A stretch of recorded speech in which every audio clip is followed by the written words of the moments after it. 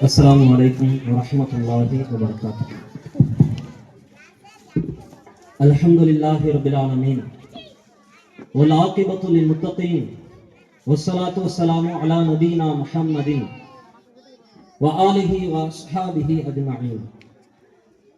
أما بعد فإن أصدق الحديث كتاب الله وأحسن الهدي هدي محمد صلى الله عليه وسلم وشر الأمور محدثاتها وكل محدثة بدعة وكل بدعة ضلالة وكل ضلالة في النار. فقد قال الله تعالى في القرآن العظيم والفرقان المجيد فأعوذ بالله من الشيطان الرجيم. يا أيها الناس اتقوا ربكم الذي خلقكم من نفس واحدة وخلق منها زوجها وبث منهما رجالا كثيرا ونساء واتقوا الله الذي تساءلون به والأرحام إن الله كان عليكم رقيبا. يا أيها الذين آمنوا اتقوا الله حق تقاته ولا تموتن إلا وأنتم مسلمون. يا أيها الذين آمنوا اتقوا الله وقولوا قولا سديدا يصلح لكم أعمالكم ويغفر لكم ذنوبكم ومن يطع الله ورسوله فقد فاز فوزا عظيما. ربي اشرح لي صدري ويسر لي أمري واحلل عقدة من لساني يفقهوا قولي. கண்ணியத்திற்குரிய எல்லாம் நிறைந்த எல்லாம் அல்ல அல்லாஹுவின் அடியார்களே, அல்லாஹுவினுடைய வற்றாத பெரும் கருணையால் கிருபையால் புனிதம் நிறைந்த இஸ்லாம் என்கின்ற சத்திய மார்க்கத்திலே நாம் எல்லாம் சங்கமித்து நம் வாழ்வை வாழ்ந்து வருகிறோம்.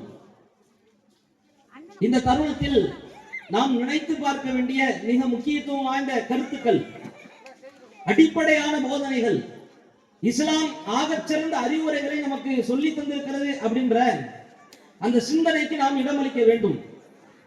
இஸ்லாத்தை பொறுத்த வரைக்கும் இந்த உலகத்தின் வெற்றிக்காக நமக்கு தரப்பட்ட மார்க்கமே கிடையாது. முதலில் அதை நாம் விளங்கிக் கொள்ள வேண்டும்.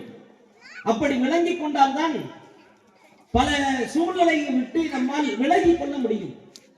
பல பாவங்களிலிருந்து நம்மால் தப்பித்துக் கொள்ள முடியும். பல அசிங்கத்திலிருந்து மிகப்பெரிய அளவிற்கு இணை கற்பிக்கின்ற காரியம் வரைக்கும் இந்த உலகத்தில் நம்மை நாமே தற்காத்துக் கொள்வதற்கு, நம்மை நாமே பாதுகாத்துக் கொள்வதற்கு, நம்மை நாமே பேணிக் கொள்வதற்கு, ஈடுபடாமல் இருப்பதற்கு நாம இந்த உலகத்தின் வெற்றியை மையக்கருவாக கொண்டு பயணிக்கிறது நம்மளால உணர்ந்து கொள்ள முடியும். ஏன் அந்த பாவங்கள், தீமைகள், மார்க்கத்துக்கு விரோதமான செயல்பாடுகள் நம்ம வாழ்க்கையில் நுழைகிறது என்றால் உலகத்தின் திருப்தி, உலகத்தின் ஆசாபாசம், அழியக்கூடிய இந்த உலகத்தை மையமாக, மைய கருவாக, இலக்காக, லட்சியமாக கொண்டு பயணிக்க ஆரம்பிச்சிட்டோம்னா எக்கச்சக்கமான பாவங்களில் நம்மை நாமே சிக்கிக் கொள்வோம். நம்மையும் அறியாமல் அதிலிருந்து மீள முடியாமல், அதிலிருந்து தப்பிக்க முடியாமல் பெரும் சோதனைகளுக்கு இடியப்பட்டு சிக்கல் சொல்லுவாங்க, இடியப்ப சிக்கல் மாதிரி உள்ளே போய் சிக்கிக் கொள்வோம். அந்த மாதிரியான அறிவுரைகளை இஸ்லாம் நமக்கு சொல்லித் தருகிறது. திருமறை குர்ஆனிலே அல்லாஹ் பல இடங்களில் சொல்லித் தருகிறான். உலகத்தின் வெற்றி கனியை நோக்கி உன் பயணத்தை, உன் பாதையை, உன்னுடைய செயல்பாட்டை, உன் உழைப்பை ஆக்கிக் கொள்வதை விட மறுமைதான் உன்னுடைய லட்சியம். மறுமைக்காக பாடுபடு, மறுமைக்காக உழைத்து சேகரி, சேமிப்பை செலுத்திக் கொள், அதற்காக நீ உன்னுடைய முயற்சியை செலுத்து என்று அல்லாஹ் மறுமையை நோக்கி அழைக்கிறான். திருமறை குர்ஆனிலே நிறைய இடங்களில் அல்லாஹ் பேசுகிறான். துரீதுன அரத துன்யா, நீங்கள் இந்த உலக வாழ்க்கையை நீங்கள் விரும்புகிறீர்கள். வல்லாஹு யுரீதுல் ஆখিরা, அல்லாஹ் மறுமையை விரும்புகிறான், நேசிக்கிறான். அதை நோக்கி உங்களை அல்லாஹ் அழைப்பு விடுக்கிறான். வஸாரிஉ இலா மக்ஃபிரத்தின் வ ஜன்னத்தின் அர்துஹ ஸமாவாத்தி வல் அர்து. குர்ஆனில் அல்லாஹ் பேசுகிறான், வானம் பூமி அளவிற்கு மிக பிரம்மாண்டமான சொர்க்கத்தை நோக்கி, பாவ மன்னிப்பை நோக்கி அல்லாஹ் உங்களை அழைக்கிறான். அதை நோக்கி நீங்கள் விரைந்து வாருங்கள் என்று அல்லாஹ் கூப்பிடுகிறான். நீங்க குர்ஆன் முழுக்க ரசூலுல்லாஹ்வுடைய 23 ஆண்டுகால இறை செய்தியோடு இணைந்த வாழ்க்கையையும் நீங்கள் புரட்டி பார்த்தால், திருப்பி பார்த்தால், வாசித்து பார்த்தால் அத்தனை இடங்களிலுமே நமக்கு பார்க்க வேண்டிய மிக முக்கியத்துவம் வாய்ந்த செய்தி. எந்த இடத்திலுமே அல்லாஹ் உலகத்தின் வெற்றியை சொல்லி தரல. உலகத்தின் மிக பிரம்மாண்டமான மகத்தான வெற்றியை அல்லாஹ் நமக்கு அறிவிச்சு தரல.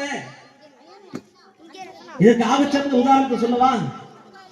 ரசூலுல்லாஹி ஸல்லல்லாஹு அவருடைய காலத்துல எக்கச்சக்கமான போர்க்களங்கள் நடைபெற்றது. பத்ர் போருக்கு பிறகு, உஹது போருக்கு பிறகுதான் மிகப்பெரிய சஹாபாக்கள் எல்லாம் வெட்டி வீழ்த்தப்பட்ட பிறகுதான் மக்கா வெற்றியே சாத்தியமானது. இப்ப நாம் என்ன நினைக்கணும் தெரியுமா? மக்கா வெற்றிக்கு முன்னாடி பல சஹாபாக்கள் இறந்து போனார்களே, தன்னுடைய உயிரையும் ஈந்து கொடுத்தார்களே, இவங்க எல்லாம் வெற்றியை பார்த்தாங்களா?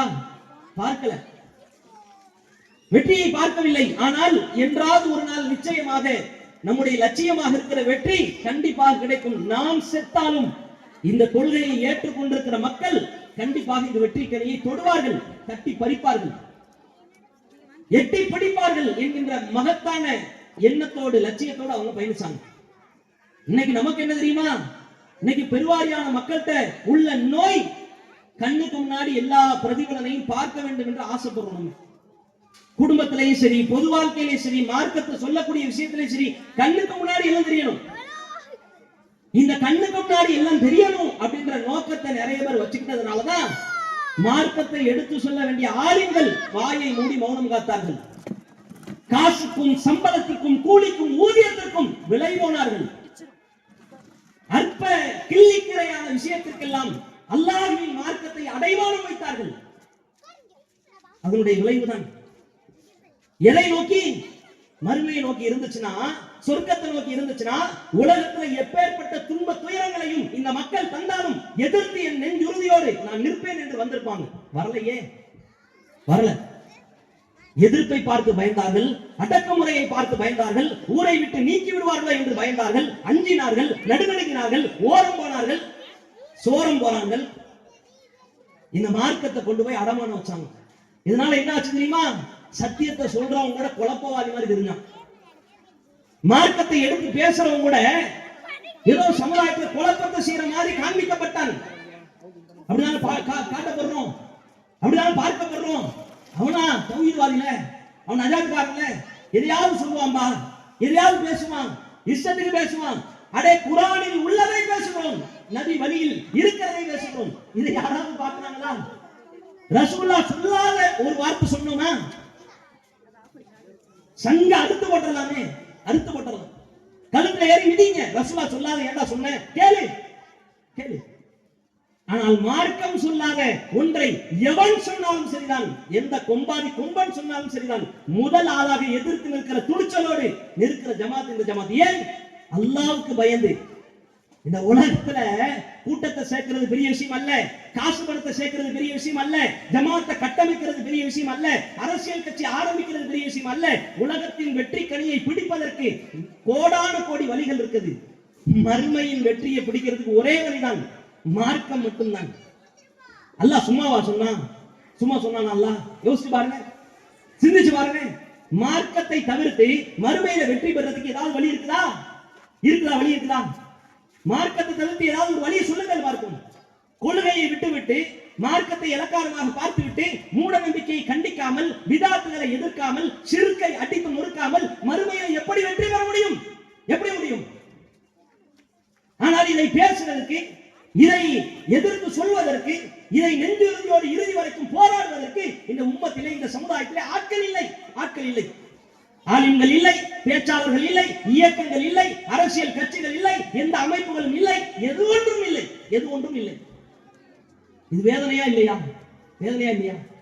நடந்து முடிச்சுல சட்டமன்ற தேர்தல்.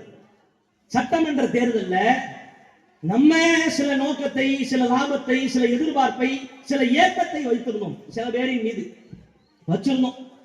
அவர்கள் யாரும் இஸ்லாமியர்கள் இல்லை, ஈமானுக்கு சொந்தக்காரர்கள் இல்லை. அப்படியே அவர்கள் வெற்றி கனியை பற்றி பிடித்துக் கொண்டு வந்த பிறகு சொன்ன வாக்குறுதி எல்லாம் அவர்கள் பேணுவார்கள், நிறைவேற்றுவார்கள், நாட்டிலே பாலாரையும் தேனாரையும் ஓட விடுவார்கள் என்றெல்லாம் எந்த உத்தரவாதமும் இல்லை. என்ன பிரச்சனை தெரியுமா?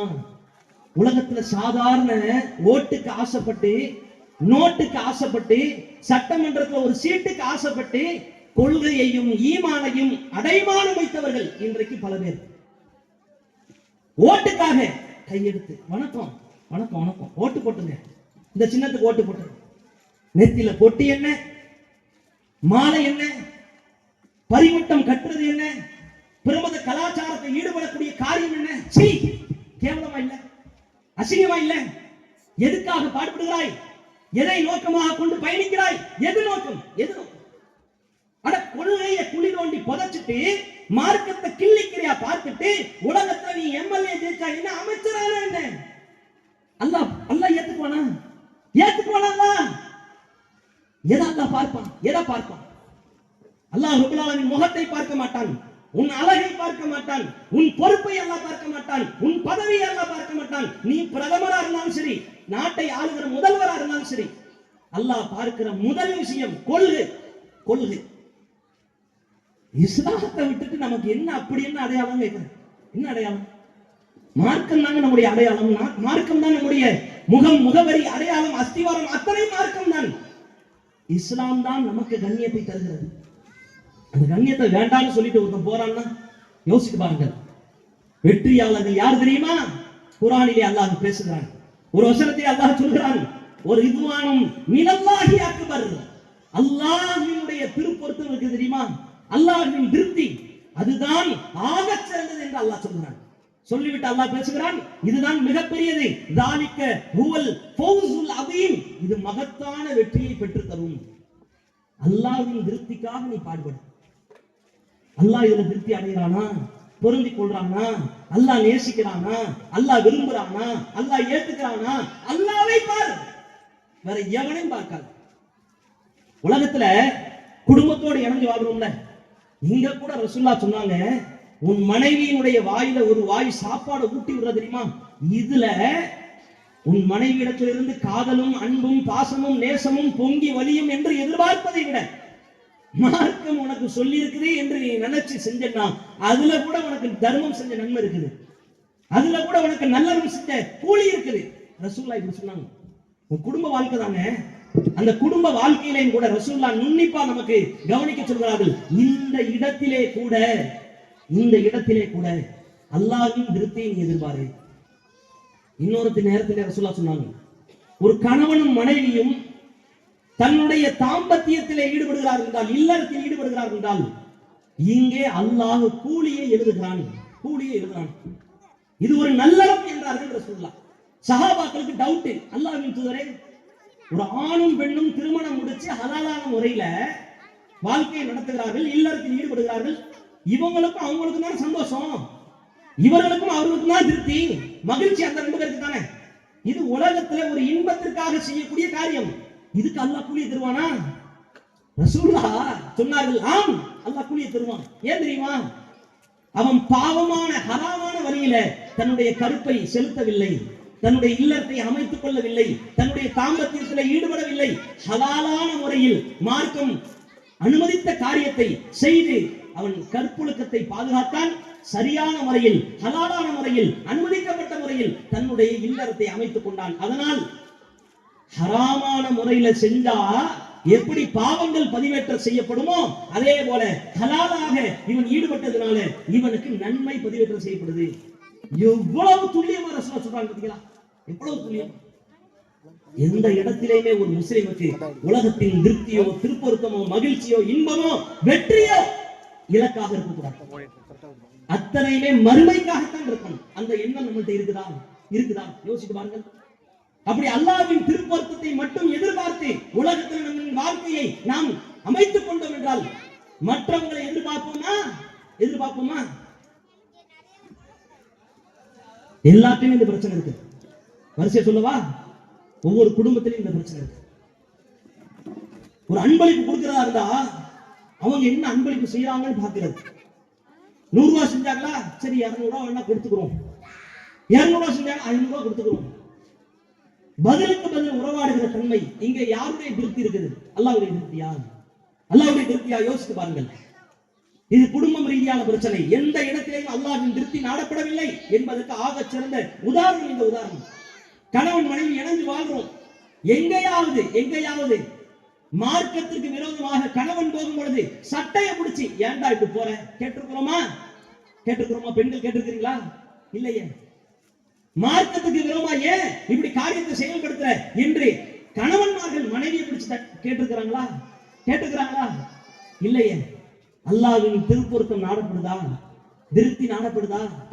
குடும்பம் ரீதியான விஷயத்துல இவ்வளவு பிரச்சனை. ஒரே ஒரு அறிவிப்பு. இந்த கூட்டத்துக்காக பல்லாயிரக்கணக்கான அளவுக்கு செலவு செஞ்சிருக்கிறாங்க. இது முழுக்க மலக்குமார்கள் நிரம்பி இருக்கிற ஒரு கூட்டம். ரசூலுல்லாஹ் சொன்னார்கள், எந்த இடத்துல அல்லாஹ்வின் வசனங்கள் ஓதப்பட்டாலும் மார்க்க விஷயங்கள் எடுத்து சொல்லப்பட்டாலும் அங்கே மலக்குமார்கள் தங்களுடைய ரெக்கைகளால் சூழ்ந்து கொள்கிறார்கள். நமக்காக அவங்க பிரார்த்தனை செய்றாங்க. நம்முடைய பாவத்தை மன்னிப்பதற்காக அவர்கள் பிரார்த்தனை செய்றாங்க. நம்முடைய தீமைகளை அழிப்பதற்காக அல்லாஹ்விட்ட பிரார்த்தனை செய்றாங்க. நம்முடைய நன்மைகள் அதிகமாகுது ஒரு பக்கம், நமக்காக அப்பழுக்கற்றவர்கள், தவறுகளுக்கு அப்பாற்பட்டவர்கள் மலக்குமார்கள் துஆ செய்யக்கூடிய சபையில் அமர்ந்திருக்கிறோம். இந்த சபையை அலங்கரிப்பதற்கு, இந்த சபையை உருவாக்குவதற்கு முழுக்க முழுக்க மார்க்க சபை. இங்க அரசியலோ மற்ற எந்த விஷயமும் பேசப்படல. அதுக்காக இன்ஷா அல்லாஹ் உங்களுடைய பொருளாதாரத்தை நன்மை நாடி வாரி வழங்குங்கள். அல்லாஹ் உங்களுக்கு அருள் செய்வாங்க. அப்ப குடும்பம் ரீதியாக நம்ம இடத்துல இறை திருப்தி இருக்க வேண்டும் என்றதை இஸ்லாமிய மார்க்கம் அவங்க சொல்லி தருது. அடுத்து சொல்லவா, இன்றைக்கு பெருவாரியாக நாம் நம்முடைய வாழ்க்கையில ஈடுபடக்கூடிய காரியங்கள் அமைப்பு ரீதியாகவும் இயக்க ரீதியாகவும் ஜமாத் ரீதியாகவும் அத்தனை பேரும் விளங்கிக் கொள்ள வேண்டிய ஒரு விஷயம். இன்றைக்கு நம்முடைய ஜமாத்தின் சார்பில் சில கடுமையான கட்டுப்பாடுகளை சமூகத்தில் உள்ள ஒரு அதிக பிரசங்கித்தனத்தை எல்லாம் கண்டிக்கிறோம். உதாரணத்துக்கு ஒரு 2 விஷயம் உங்களுக்கு அடிக்கடி கேள்விப்பட்டு நீங்கள் கேட்கப்பட்ட விஷயம் தான் திருமணம் சம்பந்தமான விஷயம். இது என்ன யாருக்கும் பிடிக்காதா? இந்த ஜமாத்துல இருக்கிறது யாருக்கும் பிடிக்காதா? ஆடம்பரமா திருமணம் செய்யறதுக்கு எல்லாத்துக்கும் பிடிக்கும். எனக்கும் பிடிக்கும், இங்க இருக்கிற நிர்வாகிகளுக்கும் பிடிக்கும், எல்லாத்துக்குமே பிடிக்கும். அது நல்லா தானே இருக்கும், பார்க்க நல்லா இருக்கும், எல்லாத்தையும் கூட நல்லா இருக்கும். காசு கொடுத்து அள்ளி வாரி செலவு பண்ணா நல்லா தான் இருக்கும், நல்லா தான் இருக்கும். நல்லா இருக்கும் அப்படின்றதுக்காகவே எல்லாத்தையும் அல்லாஹ் சொல்லியிருக்காங்க. யோசித்து பாருங்கள். ஊர் முழுக்க சாப்பாடு போடுறது, பேனர் வைக்கிறது, ஆடம்பரமா நடத்துறது, மண்டபத்தில் நடத்துறது, எக்கச்சக்கமா வரக்கூடிய காரு பைக் அத்தனையுமே அலங்கரிக்கிறது. இதெல்லாம் செய்யறதுக்கு எல்லாத்துக்கும் தெரியுங்க, எல்லாத்துக்கும் தெரியும். இந்த கூட்டத்தை காசு போட நடத்துறது நமக்கு ஆடம்பர திருமணத்தை நடத்திட்டு தெரியாதா? ஏன் இதை தவிர்த்து வாழ்றோம்? ஏன் இதை எதிர்த்து நிற்கிறோம்? அடே அல்லாஹ்வின் திருப்தி அங்க இல்லடா, அல்லாஹ்வின் பரக்கத்து இல்ல. நீ வாய்க்கலையே எல்லா கல்யாணத்தையும் பாருங்களேன், எல்லா கல்யாணத்திலையும் ஓதக்கூடியது ஒரே துவா தான், பாரக்கல்லாஹு லக்க முபாரக்க அலைக்க. ஓதுறாங்களா இல்லையா? ஓதுறாங்களா இல்லையா? அல்லாஹ்வின் பரக்கத்துக்குண்டான அனைத்து வாசலையும் அடைச்சு வச்சுக்கிட்டு அல்லாஹ் பரக்கத் செய்வானாக. அல்லாஹ் பரக்கத் செய்வான். எப்படா செய்வான்? எப்படி செய்வான்? பரக்கத்துக்குண்டான ஏதாவது அடையாளம் இருக்குதா? சிக்கனமா பண்ணியா? செலவு குறைவா பண்ணியா? பண்ணலையே. இங்க எங்க அல்லாஹ்வின் திருப்தி இருக்குது? அல்லாஹ்வின் பரக்கத்து எப்படி வரும்? பரக்கத்துக்குண்டான அனைத்து வாசல் மூடப்படுது. காசு கொடுத்து அள்ளி வாரி செலவழிக்கிறோம், சாப்பாட்டுல தூக்கி போடுறோம், மண்டபத்தை தூக்கி போடுறோம், பத்திரிகையில தூக்கி போடுறோம். 1க்கு 2 3 தடவை போய் போய் போய் போய் சொந்த பந்தத்தை எல்லாம் கூப்பிட தெரிஞ்ச நமக்கு அல்லாஹ் எதுல திருப்தி கொள்வான்னு நமக்கு தெரியும். இதனாலதான் இந்த ஜமாத்துல இன்னைக்கு வரைக்குமே நீங்க இன்னைக்குமே நாங்கள் நெஞ்சுறுதியோடு சொல்கிறோம், இந்த ஜமாத்தை தவிர்த்து ஆடம்பர திருமணத்தை, செலவு கம்மியாக இருக்கக்கூடிய திருமணத்தை வரவேற்கக்கூடிய ஒரு அமைப்பை காட்டுங்கள். ஆடம்பர திருமணத்தை எதிர்க்கக்கூடிய, அது பரக்கத் இல்லை, அது இறைவனின் திருப்பொருத்தம் நிறைந்த திருமணம் இல்லை என்று நெஞ்சுறுதியோடு சொல்லக்கூடிய இயக்கத்தை, ஜமாத்தை காட்டுங்கள். யாருங்க செய்யறா? ஒரு ஹதீஸ் தான், ஒரே ஒரு ஹதீஸ் தான். ஆனால் அதை ரசூலுல்லாஹ் சொன்னார்கள் என்பதற்காக அதை தூக்கி சுமந்து கொண்டு வருவோம். சுன்னத்து சுன்னத்துன்னு பேர் வச்சிருக்கிறோம், சுன்னத்தை பார்க்க முடியலையே, நடைமுறைப்படுத்துவது கிடையாது. இது சுன்னத்தா இல்லையா? சுன்னத்தா இல்லையா? இந்த கேள்விக்கு பதில் வருமா? பதில் வருமா? யோசித்து பாருங்கள். செலவு கம்மியாக உள்ள திருமணம் தான் இறைவனின் பரக்கத்து நிறைந்த திருமணம். இன்ன ஆலமன் நிக்காஹி பரக்கா ஐஸுஹு மஊனா. எந்த திருமணத்தில் செலவு குறைவாக இருக்குதோ அதிலேதான் இறைவனின் பரக்கத்து அதிகமா இருக்கும். செலவை கம்மி பண்ணணும்னா உனக்கு பரக்கத்து அதிகமாகும், செலவு அதிகமாக்கணும்னா உனக்கு பரக்கத்து கம்மியாகும். இந்த ஹதீஸ் ஆதாரபூர்வமானதா இல்லையா? சஹீஹானதா இல்லையா? இதை ஏற்றுக்கொள்கிறார்களா இல்லையா? அல்லது மறுக்கிறோம், புறக்கணிக்கிறோம், நாங்கள் தூக்கி வீசுகிறோம் என்றால் ஓப்பனா சொல்லிடுங்க. சொல்றது இல்லையே.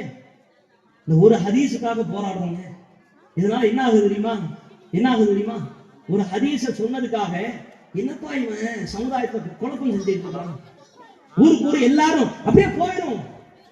அவங்க ஆசைப்பட்ட மாதிரி நடத்தி போவோம், அவங்க இஷ்டப்படுற மாதிரி நடத்தி போவோம். அட இதை சொல்றதுக்கு யார் இருக்கிறா? யார் இருக்கிறா? ஒரு சமூகமே, முஸ்லிம் உம்மத்தே சேர்ந்து இந்த ஹதீஸ குழி தோண்டி புதைக்க பாக்குது. விட்டுருவோமா? விட்டுறலாமா? ஒரு முஸ்லிமுக்கு இது அழகா? இதனால என்ன பாதிப்புலாம் வருது தெரியுமா? நான் உங்களுக்கு ஒன்னே ஒண்ணு சொல்றேன், ஒன்னே ஒண்ணு சொல்றேன். உங்கள் வீட்டு திருமணத்தை விட்டுருங்க, சரி. இங்கே யாராவது ஒரு திருமணம் செலவு ரொம்ப கம்மியா, ரொம்ப ரொம்ப கம்மியா. மகர் 20 பவுன் போடுறாரு, சாப்பாடே வைக்கல. சரியா? சாப்பாடே வைக்கல. பேரிச்சம்பழத்தையும் தண்ணியையும் குடிச்சு ஒரு கல்யாணம் முடிகிறது. இந்த திருமணத்தை பார்த்தா சமுதாயம் என்ன செஞ்சிருக்கணும்? நீங்க என்ன செய்வீங்க சொல்லுங்க பாப்போம். நம்ம என்ன செய்வோம்? கஞ்சப்பைய கஞ்ச பிஸ்னாரி. ஏடா இதெல்லாம் ஒரு கல்யாணமாடா?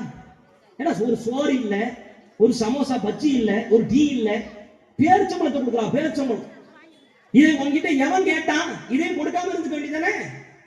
இப்படி பேசுறோமா இல்லையா? பேசுறோமா இல்லையா? வாய்க்கு வந்தபடி வக்கனையா பேச தெரிஞ்ச நமக்கு அந்த இடத்திலே அவன் ஒரு சுண்ணத்தை பேணி இருக்கிறானே, அவனை புகழ வேண்டாம் சமுதாயம்? அவனை தூக்கி பேச வேண்டாம்? ஏன் இதை சொல்றோம் தெரியுமா? அடே, உண்மையாக சுண்ணத்தை பேணியவன் கேவலமாய் பார்க்கப்படுகிறான், அசிங்கப்படுத்தப்படுகிறான், எள்ளி நகையாடப்படுகிறான், இழிவுபடுத்தப்படுகிறான். ஆனா ஆடம்பரமா நடத்துறவன், திமிர் பிடிச்சு போய் நடத்துறவன், லட்சக்கணக்கில் காசை கொட்டி தீர்த்தவன், சாப்பாட்டுல போட்டவன், கடன் வாங்கினவன், வட்டி வாங்கி திருமணத்தை செய்யறவன் சமுதாயத்துல பெரிய அளவுக்கு பேசும் பொருளாக ஆக்குறான். அவன் வச்சாம்பாடுறா கல்யாணம், வச்சாம்பாடுறா. அவன் வீட்டு கல்யாணம் மாதிரி வருமா? அவன் 10 லட்சம் கடன் வாங்கி வச்சிருப்பான், கடன் வாங்கி நடத்திருப்பான் திருமணம். அவனை பார்த்து சமுதாயம் என்ன செய்யுது? புகழுது. யோசித்து பாருங்கள், எவ்வளவு பெரிய கேவலமான காரியத்தை செய்யும். நாளை பின்ன ஒரு இளைய சமுதாயம் தன் திருமணத்தை எளிமையான முறையில் நடத்தணும் அப்படின்னு மனசுல என்ன வருமா? சமுதாயம் ஏறி மிதிக்கிறீங்களே, எள்ளி நகையாடுறீங்களே, இழிவுபடுத்துறீங்களே, கேவலப்படுத்துறீங்களே, அசிங்கப்படுத்துறீங்களே, 4 பேருக்கு நடுவுல உட்கார வச்சுட்டு என்னடா திருமணம் முடிச்சாரு, என்னை சாப்பாடு கூட கூப்பிடல, எனக்கு பத்திரிக்கை கூட வைக்கல, ஒரு வாய் சோறு போட்டியா, மானம் கட்டவன, உனக்கெல்லாம் எதுக்கு கல்யாணம் என்று பேசுற அளவுக்கு நமக்கு வாய் அப்படி போகுது, நாக்கு அப்படி வருது. அப்படிதானே? யோசித்து பாருங்கள், இதெல்லாம் யார் வளர்த்து விட்டது? யார் உருவாக்கி விட்டது? இதை உண்மையிலேயே உடைச்சி இது தப்பான காரியம், இது தவறான காரியம், இவன் தான் சிறந்ததை செஞ்சான்னு சொல்லி எந்த அமைப்பு சொல்லுது? எந்த இயக்கம் சொல்லுது? பொட்டு வச்சுட்டு மாலை போட்டுக்கிட்டு பிற மதத்தவர்களின் ஓட்டு பிச்சையை எடுக்க செல்கிற எந்த அரசியல் கட்சியாவது இங்கே மார்க்கம் குழி தோண்டி புதைக்கப்படுதே, இந்த ஹதீஸை தூக்கி நிறுத்துவது நம்முடைய கடமையே என்று வருகிறார்களா? பேசுகிறார்களா? சொல்லுகிறார்களா? எங்கே போனீர்கள்? இந்த விஷயத்தை எங்கே போனீர்கள்? யோசித்து பாருங்கள். இதை விட்டுட்டு நம்ம மறுமை வெற்றியை தேடிட்டு போமா? அதனால தான் முதலே சொன்னேன், மறுமை வெற்றி தான் நம்முடைய இலக்கு. உலகத்தின் திருப்தி, மற்றவர்களுடைய திருப்தி அதெல்லாம் இல்லை. ரசூலா பார்த்து அல்லாஹ் ஒரு நேரத்தில் சொன்னான், நபியே வத்தூலவ் துதுஹினு ஃபயுதுஹினூன். குர்ஆன்ல உள்ள வசனம், குர்ஆன்ல உள்ள வசனம் ஆலிம்களே எடுத்து படித்து பாருங்கள். திருமறை குர்ஆன்ல அல்லாஹ் சொல்றான், இயக்கவாதிகளே, அமைப்புவாதிகளே, கட்சி தலைவர்களே, பள்ளிவாசலின் நிர்வாகிகளே, முத்தவல்லிகளே, அத்தனை பேரும் எடுத்து படித்து பாருங்கள். வத்தூலவ் துதுஹினு ஃபயுதுஹினூன். நீங்கள் நபியே நீங்கள் வளைந்து கொடுத்தீங்கன்னா அவர்களும் வளைந்து கொடுப்பதற்கு வருகிறார்கள். வலா துத்திஅ குல்ல ஹல்லாஃபின் மஹீன். பாவியாக இருக்கக்கூடிய, கேடுகட்ட காரியத்தை செய்யக்கூடிய அவர்களுக்கு நீங்கள் ஒருபோதும் கட்டுப்படாதீர்கள். ரசூலுல்லாஹ் பார்த்து அல்லாஹ் சொல்றான், ரசூலுல்லாஹ்வுக்கு என்ன மார்க்கத்தில் அட்ஜஸ்ட்மென்ட் பண்றதுக்கு அருகதையே இல்லை. அன்னலம் பெருமானாருக்கு, நமக்கு இல்ல, உங்களுக்கு இல்ல, ரசூலுல்லாஹ்வுக்கு இல்ல, ரசூலுல்லாஹ்வுக்கே கிடையாது. அப்படிப்பட்ட ஒரு பொன்னான மார்க்கத்தை, மகத்தான மார்க்கத்தை, உயர்ந்த மார்க்கத்தை, சிறந்த மார்க்கத்தை தூக்கி நிறுத்துவதற்கு வேண்டுமானால் போராடலாமே ஒழிய தாக்கி குழி தோண்டி புதைப்பதற்கு ஒருபோதும் கங்கணம் கட்டி நின்று விடக்கூடாது. ஆனால் இன்னைக்கு பல பேர் நிற்கிறாங்க. அதுதான் சமுதாயத்தின் அவலநிலை. நம்ம எங்க சோர்ந்து போறோம் தெரியுமா? ஏண்டா ஒரு சுண்ணத்தை ஹயாத்தாக்குறதுக்கு, ஒரு நபி வழியை உயிர் பெற்று சமுதாயத்துல அப்படி எழுச்சி பெற்று வருவதற்கு ஒரு புரட்சிகர மாற்று ஏற்பாட்டை செய்கிற பொழுது இதை எதிர்க்கிறதுக்கு வரீங்களா? ஒரு நபி வழியை சாகடிக்கிறதுக்கு வரீங்களே என்ற ஒரு கவலை தான். அதே மாதிரி இன்னொரு விஷயம், 2 விஷயம் இல்ல, ஜனாசா. இந்த 2 நேரத்துல தான் பல கொள்கைவாதிகள் அப்படி ஆட்டம் காண்றாங்க. ஒரே ஒரு கல்யாணம் தானே அப்படின்னு சொல்லி திருமண நேரத்துல ஆட்டம் கண்டு விடுகிறார்கள். இன்னொரு நேரம் என்ன தெரியுமா? ஜனாசா வீடுகள். நானே தகப்பனார் மூத்தா போய் கிடக்கிற நேரத்துல இருக்கிறேன், இப்ப போய் நபி வழி, அந்த வழி, இந்த வழி, போப்பா விட்டுட்டு போப்பா. விதத்து நடந்தா என்ன, அநியாயங்கள் நடந்தா என்ன, நபி வழிக்கு மாற்றமான செயல்பாடு நடந்தா என்ன, பரவாயில்ல, எல்லாத்தையும் அட்ஜஸ்ட் பண்ணிக்கிறோம். அப்படி ஊரை எதிர்த்து, அவங்களை எதிர்த்து, இவங்களை எதிர்த்து பண்ணித்தான் ஆகணுமோ, பரவாயில்ல, விட்டுட்டு போவோம், விட்டு கொடுப்போமே. இப்படின்னு போகக்கூடிய மனநிலை பல பேருக்கு வருகிறது. இதை நடத்தி வைப்பதற்கென்றும் சில பேர் தயாராக இருக்கிறாங்க. அல்லாஹ் பாதுகாத்து. ரசூலுல்லாஹி ஸல்லல்லாஹு அலைஹி வஸல்லம் சொன்னார்கள், ஒரு ஏகத்துவவாதி அல்லாஹ்வுக்கு எந்த ஒன்றையும் யாரையும் இணை வைக்காமல், ஷிர்க் என்கின்ற பெரும்பாலும் தன் வாழ்க்கையிலே கலக்காமல், தூய தௌஹீதை ஏகத்துவ சிந்தனையை உள்ளத்திலே ஆணி வேராக பதிய வைத்து வாழ்க்கையை சிற்பமாய் செதுக்கிக் கொண்டு வாழ்ந்து மரணிக்கிறான் என்றால், மரணித்த பிறகு அவனுடைய ஜனாசா தொழுகையிலே தூய்மையான ஏகத்துவவாதிகள் ஒரு 40 பேர் இப்படி ஒரு ஹதீஸ், ஒரு 100 பேர் இப்படி ஒரு ஹதீஸ், இவர்கள் கலந்து கொண்டு இந்த ஆத்மாவுக்காக, இந்த ஜனாசாவுக்காக துஆ செய்கிறார்கள் என்றால், நிச்சயமாக இந்த ஜனாசாவை, இந்த அடியானை அல்லாஹ் மன்னிக்காமல் விட மாட்டான். கண்டிப்பாக இவர்களை சொர்க்கத்திலே அல்லாஹ் நுழைப்பான் என்றார்கள் ரசூலுல்லாஹ். நான் சொன்னேன்ல, இந்த விஷயத்தை தடுமாறணுமே. எத்தனை ஜனாசா கையை விட்டு போகுது, எத்தனை நபி வழியில் தன் வாழ்க்கையை வடிவமைத்த பல அடியார்களின் இறுதி நிலைக்கு நம்ம முக்கியத்துவம் கொடுக்கிறது கிடையாது. அந்த இடத்துல நாம செத்து போய் ஜனாசாவாக கிடந்தால் இந்த நிலையை விடுவோமா? ரசூலுல்லாஹ் சொன்னது 40-100 பேர். நம்ம 1000 பேர் திரண்டிருந்தாலும் நபி வழிக்கு இங்க அனுமதி கிடையாது. நாங்க மதுஹப் சட்டத்தை தான் நடத்துவோம், நாங்க பிதாத்து அது இது மூட நம்பிக்கை எல்லாத்தையும் செய்யத்தான் செய்வோம். நெத்தியில லா இலாஹ இல்லல்லாஹ் முஹம்மது ரசூலுல்லாஹ் எழுதுவாங்க உட்கார்ந்துட்டு. நெத்தியில செத்து போன இறந்து போன ஜனாசாவுக்கு நெத்தியில லா இலாஹ இல்லல்லாஹ் முஹம்மது ரசூலுல்லாஹ் எழுதுறது, கலிமா ஷஹாதா அப்படின்னு கூப்பிடுறது. இதெல்லாம் ரசூலுல்லாஹ் காட்டினதா? ரசூலுல்லாஹ் காட்டினதா? எந்த ஜனாசாவை தூக்கும்போது ரசூலுல்லாஹ் லா இலாஹ இல்லல்லாஹ் முஹம்மது ரசூலுல்லாஹ் நெத்தியில எழுதுனாங்க? எங்க எழுதுனாங்க? கலிமா ஷஹாதா எங்க சொன்னாங்க? எங்க சொன்னாங்க? தொழுகை நடத்தினாங்க, நல்ல முறையில் அடக்கம் செஞ்சாங்க, கபூர்களுக்குள்ளே இறங்கி, கபூர்ஸ்தான்ல இறங்கி ஜனாசாவை தானே வாங்கி ரசூலுல்லாஹ் அடக்கம் செஞ்சிருக்காங்க பல நேரங்கள்ல. எங்கெங்க செஞ்சாங்க? இந்த பிதாத்துக்கு துணை போகலாமா? மூட நம்பிக்கை பழக்க வழக்கத்துக்கு போகலாமா? சத்தியவாதிகளுக்கு தான் அசத்தியவாதிகள் அடிபணிஞ்சு வரணுமே ஒழிய, அசத்தியவாதிகளுக்கு சரணடைஞ்சு சமரசம் செய்து அடிபணிந்து சத்தியவாதிகள் ஒருபோதும் தலை குனிஞ்சு போக கூடாது. கூடாது. யாருடைய மார்க்கம்? வளர்ந்து கொடுக்கிறதுக்கு நாம் யார்? யாரு? நமக்கு என்ன அருகதை இருக்குது? நமக்கு யார் அனுமதி தந்தது? நம்ம அப்பா வீட்டு மார்க்கமா? நம்ம அத்தா உருவாக்கின மார்க்கமா? அல்லாஹ்வின் மார்க்கம் இல்ல? அல்லாஹ்வுடைய மார்க்கம் இல்லையா? இதுல வளர்ந்து கொடுக்கிறதுக்கு, இதுல சட்டத்தை மாற்றுறதுக்கு நமக்கு அருகதை தந்தவன் யார்? யார் தந்தது? யாருடைய மார்க்கம்? படிச்சவன் கோபப்பட மாட்டான். ஏண்டா, நான் எழுதி தந்திருக்கிறேன், நான் இறக்கி தந்திருக்கிறேன், வகியை சொல்லி தந்திருக்கிறேன். இப்படி சொல்லி தந்த பிறகும் நீ அதிக பிரசங்கித்தனமா இப்படி செஞ்சன்னா, செய்யக்கூடிய ஆர்வலோடு கைகோர்த்து நின்னா, நபி வழிக்கு மாற்றமான செயல்பாட்டுல முன்னின்று நடத்தினா, நீ யார்? தொப்பி போட்டு ஊரை ஏமாத்துறியா? தாடி வளர்த்துட்டு ஊரை ஏமாத்துறியா? முக்காடு போட்டு புர்கா போட்டு யாரை ஏமாற்றை பார்க்கிறாய்? உன் உள்ளத்தையும் அறிந்தவன் நான். அல்லாஹ் கேட்க மாட்டான்? அல்லாஹ் பார்க்க மாட்டான்? சிந்தித்து பாருங்கள். யாருக்கு கட்டுப்போறோம்? யாருக்கு அடிபணிகிறோம்? யாருக்கு சரணடைகிறோம்? யோசித்து பாருங்கள். எந்த விஷயத்துல? உங்க குடும்ப விஷயத்துல அப்படி செய்வீங்களா? குடும்ப விஷயத்தை செய்வீங்களா? குடும்பத்தின் சொத்து விஷயத்தை செய்வீங்களா? செய்வீங்களா? செய்வோமா? செய்ய மாட்டோமே. ஒரு வீடு இருக்குது, நமக்கு சொந்தமான வீடு. சொத்துக்கு சொந்தக்காரங்க மௌத்தா போறாங்க, நம்ம தாயோ தந்தையோ. சொத்தை பிரிக்க போகிறோம். அவன் அந்த கருத்து சொல்றான், எப்படி இருக்கு நமக்கு? யார் அப்ப உங்களுக்கு சொத்துறா? கேட்போமா கேட்க மாட்டோமா? கேட்போமா கேட்க மாட்டோமா? கேட்போம்ல, கேட்கதானே செய்வோம். ஏதாவது மாற்று கருத்து இருக்கா? வீட்டு சொத்தை பிரிக்கும் போது இப்படி கோபம் கொந்தளிச்சு வருதே, ரோஷம் பொத்துக்கிட்டு வருதே, மார்க்கத்துல ஒருத்தர் கைய வைக்கிறான், மார்க்கத்தை இழிவுபடுத்துறான், அசிங்கப்படுத்துறான். அடே, லட்சம் பேர் அதை செய்தாலும் அல்லாஹ் உன்னோடு இருக்கான்டா. நீ ஏன் பயப்படுற? ஏன் தயக்கம் அடைகிற? ஏன் மயக்கம் அடைகிற?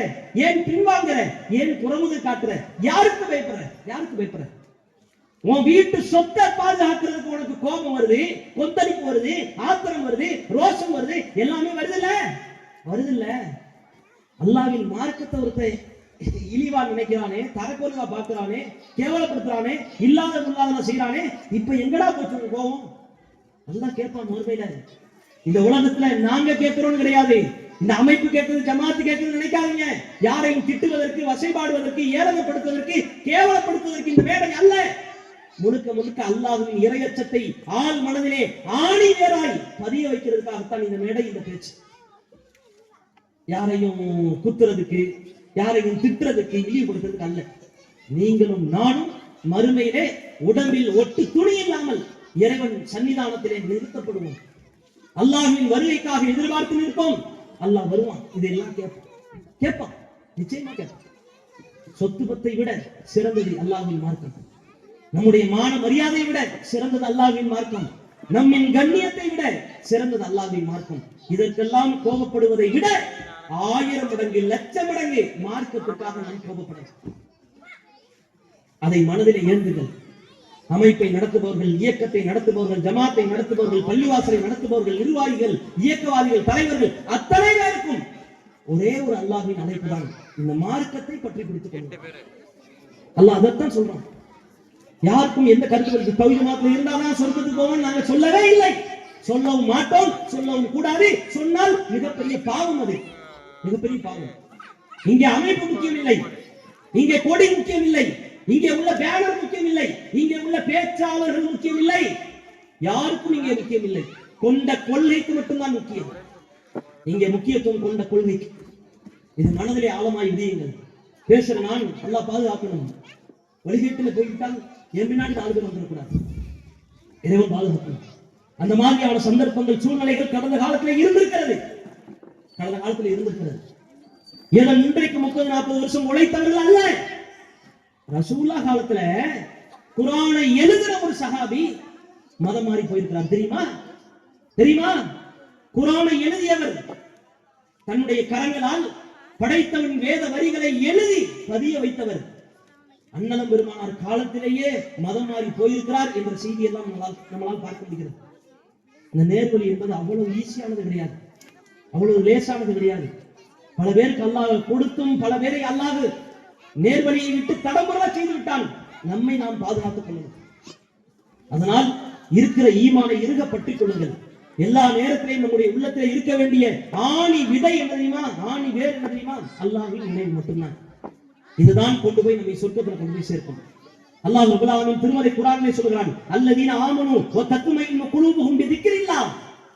அல்லாஹ்வின் பெயர் உச்சரிக்கப்பட்டால் நம்பிக்கை கொண்டவர்களின் உள்ளங்கள் எல்லாம் நடுநடுங்கும். அல்லாஹ் ரப்பல் ஆலமீன் சொல்லும் பொழுது உள்ளங்கள் அமைதி பெறுவது அல்லாஹ்வின் நினைவால் மட்டும்தான். இந்த வசனத்தை அல்லாஹ் பேசுகிறான். அல்லதீன ஆமனு வ தத்மைனு குலூபுஹும் பிதிக்ரில்லாஹ். அல்லாஹ்வின் நினைவால் தான் ஈமான் கொண்டவர்களின் மனசு அமைதியாகும். அல்லாஹ் அறிந்து கொள்ளுங்கள், பிதிக்ரில்லாஹி தத்மைனுல் குலூப். உள்ளங்கள் அமைதி பெறுவதெல்லாம் அல்லாஹ்வின் நினைவால் மட்டும்தான்.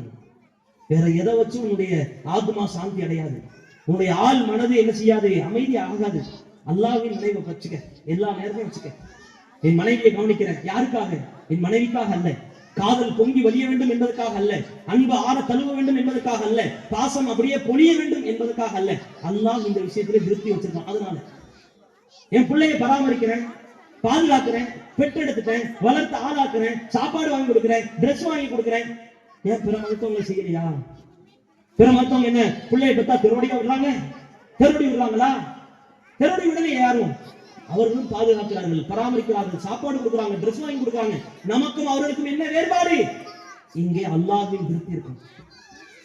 அதுதான் அல்லாஹ் ரப்பல் ஆலமீன் சொல்றான், ஸாலிகல் ஃபௌஸுல் அதீம். இது மகத்தான வெற்றி, மகத்தான வெற்றி, ஈடு இணையில்லாத வெற்றி.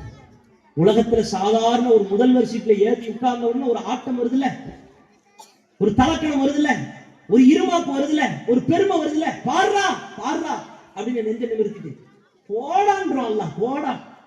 எத்தனை ஆண்டு காலம் ஃபிரௌனை பார்த்துட்டான். இந்த சமுதாயத்துக்கு அல்லாஹ் பாடம் புகட்டுறான். எத்தனை வருஷம் தெரியுமா? எத்தனை வருஷம் தெரியுமா? மூசா நபி பிறக்கிறதுக்கு முன்னாடியே ஃபிரௌன் ஆட்சி கட்டில உட்கார்ந்து இருக்கான், அரசன். மூசா நபி பிறக்கிற காலகட்டத்துல அத்தனை ஆண் பிள்ளைகளையும் அறுத்து வீசியவன் ஃபிரௌன் என்ற கொடுங்கோலன். இந்த ஃபிரௌனை விடவா அவனுடைய ஆட்சி காலத்தை எல்லாம் பாத்தீங்கன்னா சொல்லி மாற முடியாது. இதுக்கு பிறகுதான் மூசா நபி பிறக்கவே செய்யறாங்க. பிறந்து வளர்ந்து ஆளாகி அதுக்கு பிறகு ஊர்ல சில பிரச்சனைகளை கண்டு மத்திய நகருக்கு சென்று அங்க போய் 7-8 வருஷம் அங்க உழைச்சு சம்பாதிச்சு ஒரு திருமணத்தை செஞ்சுட்டு அதுக்கு பிறகுதான் வரவே செய்யறாங்க. வந்ததுக்கு பிறகுதான் தன்னை தூதர் என்று அறிவிக்கிறார்கள், மார்க்கத்தை பேசுகிறாங்க. இப்பதான் யோசித்து பாருங்களேன், எத்தனை வருஷம். நான் இன்னைக்கு ஒரு 5 வருஷம் ஆட்சி அப்படி இப்படி மாறின உடனே நமக்கு அப்படியே ஆட்டம் வருது. ஐயோ இவன் அழிச்சிருவானோ, இவன் கொன்றுவானோ, இவன் சாகடிச்சிருவானோ. அட படைச்சவன் நமக்கு உத்தரவாதம். வத்தவக்கல் அலல் ஹய்யில் லதீ லா யமூத், என்றென்றும் செத்தே போகாத, என்றென்றும் உசுரோடு இருக்கக்கூடிய படைச்ச ரப்பின் திருப்தியை, திருப்பொருத்தத்தை, அவனை மட்டுமே நீங்கள் நம்பி உங்கள் வாழ்க்கை பயணத்தை தொடருங்கள் என்று அல்லாஹ் பேசுறான். யாரும் நம்பியும் போகாத. திமுகவை நம்பி, அதிமுகவை நம்பி, நாம் தமிழரை நம்பி, தாவேகாவை நம்பி எந்த கட்சியும் இந்த சமுதாயத்திற்கு உத்தரவாதம் கொடுக்கப்பட்டவர்கள் அல்ல. படைச்சவன் தான் நமக்கு உத்தரவாதம். ஏன்னா இன்றைக்கு அரசியல காரணம் காட்டியும் பல பேர் வழிகட்டு நாசமா போறாங்க. ஈமான்னா என்ன தெரிய மாட்டேங்குது. தொழுகை இல்லாம போயிருச்சு. கையெடுத்து கும்பிட்டு பல சிலைகள் கால்கள்ல போய் விழுந்து, பல கோயில்கள் வாசல்ல போய் நின்று பலவிதமான சிறுக்கான காரியத்தை செஞ்சுட்டான். நான் எம்எல்ஏ சீட்டை பிடிப்பேன்னா அப்படிப்பட்ட எம்எல்ஏ சீட்டு இஸ்லாமிய சமுதாயத்தின் ஈமானின் கால் தூசிக்கு கூட சமமாகாது. அது விளங்கிக் கொள்ளுங்கள். இந்த உலகத்தில் நம்மளை வழிகெடுக்கிறதுக்கு நிறைய விஷயங்கள் வரும். இன்னும் நிறைய வரும். கொள்கை விஷயத்திலே சமரசம் எந்த வடிவிலையும் வந்துடக்கூடாது. குடும்பம் வரும், சமரசம் செய்ய வைக்கிறதுக்கு வரும். கொஞ்சம் வளைஞ்சு கொடு, நீ மட்டும் ஏன் இப்படி இருக்கிற, நீ மட்டும் ஏன் இப்படி நிமிர்ந்து நிக்கிற, நீ மட்டும் ஏன் துணிஞ்சு நிக்கிற, நீ மட்டும் ஏன் வளைய மாட்டேங்கிற, நீ மட்டும் ஏன் நெளிய மாட்டேங்கிற என்று பேசுறதுக்கு குடும்பங்கள் வருவார்கள். ஊர் வரும், உறவு வரும், சொந்த பந்தம் வரும், நட்பு வட்டாரம் வரும், சமூகம் வரும். லட்சம் பேர் வந்தாலும் அந்த இடத்திலே அல்லாஹ்வை நாம் பார்க்க வேண்டும். அல்லாஹ்வை பார்க்கணும். நம்ம அல்லாஹ்வுக்கு விசுவாசமா இருந்தா மட்டும் போதும். அல்லாஹ்வுக்கு விசுவாசமா இருந்தா மட்டும் போதும். குர்ஆன்ல ஒரு வசனத்தை அல்லாஹ் சொல்றாங்க, வலா தஸ்தவில் ஹஸனத்து வல ஸய்யிஆ. குர்ஆன் வசனங்க, படித்து பாருங்கள். நன்மையும் தீமையும் ஒருபோதும் சமமாகாது. சொல்லிவிட்டு அல்லாஹ் சொல்றான், இதுஃபா பில்லதி ஹிய அஹ்ஸன். நல்லதை கொண்டு நீ தீமையை தடு. ஃபஇதல்லதி பைனக வ பைனஹு அதாவா கன்னஹு வலியுன் ஹமீத். அல்லாஹ் சொல்றான், அப்படி நன்மையை கொண்டு நீ தீமையை தடுக்கும் பொழுது உன்னுடைய எதிரி கூட உன்னுடைய நட்பாக மாறுவான். அல்லாஹ் அப்படி ஏற்படுத்துவான். நம்ம என்ன செய்யறோம் தெரியுமா? இந்த இடத்துல எங்கெல்லாம் நமக்கு நெருக்கடி வருதோ, எங்கெல்லாம் கொள்கைக்கு சேதாரம் வருதோ, எங்கெல்லாம் ஈமானுக்கு பாதிப்பு வருதோ, அங்கெல்லாம் மார்க்கத்தை தூக்கி வீசி விட்டு கொண்டாடி சொல்லிட்டான், புள்ள சொல்லிட்டாங்க, கணவன் சொல்லிட்டாங்க, தாய் தந்தை சொல்லிட்டாங்க என்று அங்கே போய் விடுறோம். அதனால என்ன ஆகுது தெரியுமா? இங்கே நன்மை நாசமாய் போகுது, பால்படுத்தப்படுது, கேவலப்படுத்தப்படுது. அல்லாஹ் சொல்கிறான், நன்மையை வைத்து தீமையை எதிர்த்துங்கள். நன்மையும் தீமையும் ஒருபோது சமமாகாது. நீ நல்லதை சொல்லி தீமையை தடுக்கிற வரைக்கும் உனக்கு என்ன செய்யும்? அல்லாஹ்வின் உதவி வரும். உன்னுடைய எதிரி கூட உன்னுடைய நண்பனாக மாறுவான். இங்க அமர்ந்திருப்பவர்கள் யாரு? வானத்திலிருந்து குதிச்சவங்களா? இன்றைக்கு கொள்கையை ஏற்றுக்கொண்டு ஒரு பெரும் கூட்டம் பிரம்மாண்டமாய் உருவெடுத்து இருக்கிறதே யார்? வானவர்களா? வானத்திலிருந்து அரசியலிருந்து இறக்கப்பட்டவர்களா? இல்லையே. ஒரு காலத்திலே நாம் எல்லாம் ஏறிட்டு பார்க்காதவர்கள், தௌஹீத் என்றாலே முகம் சுளித்தவர்கள், ஏகத்துவம் என்றாலே எகிரி பேசியவர்கள், ஏறி அடித்தவர்கள், புறக்கணித்தவர்கள், திட்டியவர்கள், பேசியவர்கள், இவங்களா இருந்துதான் கொஞ்சம் கொஞ்சமா வந்து பிரிஞ்சு ஆமா அல்லாஹ் சொல்லியிருக்கான்ல, மார்க்கம் சொல்லியிருக்குல்ல, இது தௌஹீத் தானே, இது சரியான பாதை தானே, நேர்வழி தானே என்று விளங்கி வந்திருக்கிறோம். பாவத்திலிருந்து விலகி வந்திருக்கிறோம். அல்லாஹ் சொன்னது உண்மையாயிருச்சா? நன்மையை கொண்டு தீமையை தடுத்தாதான் எதிரியாக இருப்பவர்கள் கூட நண்பனாக மாறுவார்கள். அபூ சுஃபியான் யார்? ரசூலுல்லாஹ்வுக்கு பரம எதிரி. பல போர்க்களங்களிலே முன்னின்று முஸ்லிம்களை கருவறுக்க துடித்த ஒரு சஹாபி அபூ சுஃபியான். அல்லாஹ் அவரை பாதுகாக்கணும், அல்லாஹ் மன்னிக்கணும். பிற்காலத்தில் இஸ்லாத்துக்கு வரலையா? மக்கா வெற்றியின் பொழுது ரசூலுல்லாஹ் நினைச்சாங்களா? ரசூலுல்லாஹ் என்ன நினைச்சாங்க தெரியுமா? பத்ர் போர்க்களத்துல அபூ சுஃபியானை போட்டு தரணும்னு நினைச்சாங்க. ரசூலுல்லாஹ் சிறைபிடிக்கணும்னு ரசூலுல்லாஹ் நினைச்சாங்க. ஆனா அல்லாஹ் என்ன செஞ்சா பாத்தீங்களா? ரசூலுல்லாஹ் நினைச்சதை விட சிறந்ததை கொடுத்தாங்க. நீ அவர்களை சிறைபிடிக்க வேண்டும் என்று நீ ஆசைப்பட்டாய், அல்லாஹ் சொர்க்கத்தை நோக்கி வழிகாட்டணும்னு அல்லாஹ் ஆசைப்பட்டான். பத்ர் போர்க்களத்துல பத்ர் போர் செய்யறதுக்கே ரசூலுல்லாஹ் போகல, அபூ சுஃபியானை சிறைபிடிக்கணும்னு சொல்லி போனாங்க. அபூ சுஃபியான் தப்பிச்சு ஓடிட்டார். ஒவ்வொரு போர்க்களத்திலையும் சிக்கல, அபூ சுஃபியான் ஓடிவிட்டார். இந்த அபூ சுஃபியானை பிடிச்சு அல்லாஹ் பாதுகாத்து மக்கா வெற்றியின் பொழுது அபூ சுஃபியானுக்கு நேர்வழியை கொடுத்தாங்க. எந்த அபூ சுஃபியானை சிறைபிடிக்கணும், கருவறுக்கணும், கொல்லணும் என்று ஆசைப்பட்டார்களோ அதே ரசூலுல்லாஹ்வுக்கு ஹுனைன் போர்க்களத்துல ரசூலுல்லாஹ்வுக்கு பாதுகாவலராக நின்றவரே இதே அபூ சுஃபியான் தான். தெரியுமா? தனிச்சு விடப்பட்டாங்க ரசூலுல்லாஹ் ஹுனைன் போர்க்களத்துல. கூட நின்றது அபூ சுஃபியான் மட்டும்தான். அல்லாஹ் அக்பர். எதை வைத்து? நல்லதை வச்சு. நல்ல முறையில் நாம் தீமையை எதிர்க்கும் பொழுது தீமையை மட்டும் எதிர்க்கணும். தீமை செய்யறவங்களை நம்ம திட்டல, தீமை செய்யறவங்களை நம்ம பேசல, தீமை செய்யறவங்களை நம்ம இழிவுபடுத்தல, அசிங்கப்படுத்தல. தீமையை கண்டிக்கிறோம், பாவத்தை கண்டிக்கிறோம், பாவிகளை கண்டிக்கல. ஏன்? பாவிகள் ஒருவேளை திரும்பி மனம் மாறி வருவதற்கு வாய்ப்பு இருக்கிறது. அதனால் எல்லா இடத்திலையும் ரசூலுல்லாஹ் தீமைக்கு எதிராகத்தான் கர்ஜித்தார்கள், பொங்கி எழுந்தார்கள் எல்லா இடத்திலையும். அபூ சுஃபியான் மட்டுமா? எத்தனை பேர்! யமாமா நாட்டை சார்ந்த சுமாமா வெறும் 3 நாள் ரசூலுல்லாஹ்வால சிறைபிடிக்கப்பட்டு மஸ்ஜித் நபவியினுடைய தூண்ல அவர் கட்டப்பட்டு 3 நாள் தான். 3 நாள் முஸ்லிம்களை பார்க்கிறார். வணக்க வழிபாடு, ஒழுக்க, மாண்பு, பேச்சு, கலாச்சாரம், பண்பாடு, பழக்க வழக்கம், நாகரிகம் அத்தனையும் பார்த்து மெய்சிலுக்கு போய் இப்படிப்பட்ட மார்க்கத்தை நம்ம புறக்கணிக்கணுமா? கயிறு அவுட்டு விட்ட உடனே ரசூலுல்லாஹ் சொன்னார்கள், முஹம்மதே, இதுவரைக்கும் எனக்கு இந்த உலகத்திலேயே பிடிக்காத ஒரு மார்க்கம் இஸ்லாமாக இருந்தது. இன்றைக்கு நான் சத்தியம் என்று சொல்கிறேன், இன்றைக்கு எனக்கு பிடிச்ச மார்க்கம் இஸ்லாம். இந்த உலகத்திலேயே நான் வெறுத்த ஒரு முகம் என்றால் உங்கள் முகம். இப்பொழுது நான் சொல்கிறேன், உலகத்திலே எனக்கு நேசத்திற்குரிய முகம் உங்கள் முகம். இந்த உலகத்திலேயே நான் வெறுத்த ஒரு பூமி, ஒரு நகரம் இந்த மதீனா நகரம். இப்பொழுது நான் சொல்லுகிறேன், சத்தியம் என்று சொல்கிறேன், இந்த உலகத்திலே எனக்கு நேசத்திற்குரிய இடம், ஒரு பூமி, ஒரு நகரம் இந்த மதீனா நகரம். லா இலாஹ இல்லல்லாஹ் முஹம்மதுர் ரசூலுல்லாஹ். நான் அல்லாஹ்வை மட்டும் வணங்கி வழிபடுவேன், எந்த நேரத்திலையும் இணை வைக்க மாட்டேன், உங்களை தூதராக ஏற்றுக்கொள்கிறேன் என்று அந்த சுமாமா என்ற நபி தோழர் வந்தாரே, எந்த வார்த்தை சொன்னார்? எந்த வார்த்தை சொன்னார்? நல்லதை வச்சு தீமையை அடிச்சாங்க ரசூலுல்லாஹ். இந்த வாழ்க்கை பழக்க வழக்கம் நமக்கு வேண்டும். இதுதான் வெற்றியாளருக்கு உண்டான அறிகுறி, இதுதான் அடையாளம், இதுதான் அஸ்திவாரம். உஹது போர்க்களம், பத்ர் போர்க்களத்துல பழி தீர்க்கணும் சொல்லி உஹது போர்க்களத்துல மக்கத்து குஃபார்கள் அப்படி படை திரண்டு வந்தார்கள். ரசூலுல்லாஹ் சில சஹாபாக்களுக்கு சில பட்ட பெயரை சூட்டினாங்க. பட்ட பெயர்னா இழிவுபடுத்துறதுக்கு அல்ல, புகழ்வதற்கு. அப்படி ரசூலுல்லாஹ்வால் சிலாகித்து சிலிர்த்து பேசப்பட்ட சஹாபாக்களில் ஒருவர் அல்லாஹ்வின் சிங்கம் என்று சொல்லப்பட்டவர் அஸதுல்லாஹ். அல்லாஹ்வின் சிங்கம் என்று சொல்லப்பட்டவர் ஹம்ஸா ரலியல்லாஹு அன்ஹு. இந்த ஹம்ஸா பத்ர் போர்க்களத்துல வீரதீரமாக போரிட்டார். இந்த ஹம்ஸாவை கருவறுத்தார்கள் உஹது போர்க்களத்துல.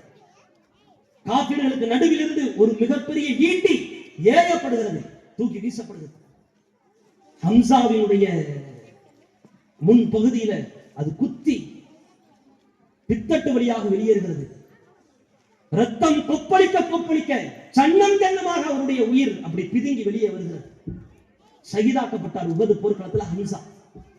இந்த ஹம்ஸாவை கொன்றவர் வஹ்ஷி என்கின்ற ஒரு நபித்தோழர். நபித்தோழர் சொல்றேன்ல, ஹம்ஸாவை கொன்றவர். உஹது போர்க்களத்துக்கு பிறகு சில காலங்களிலேயே இந்த வஹ்ஷி இஸ்லாத்துக்கு வருகிறார். அல்லாஹ் அக்பர். எதை வைத்து?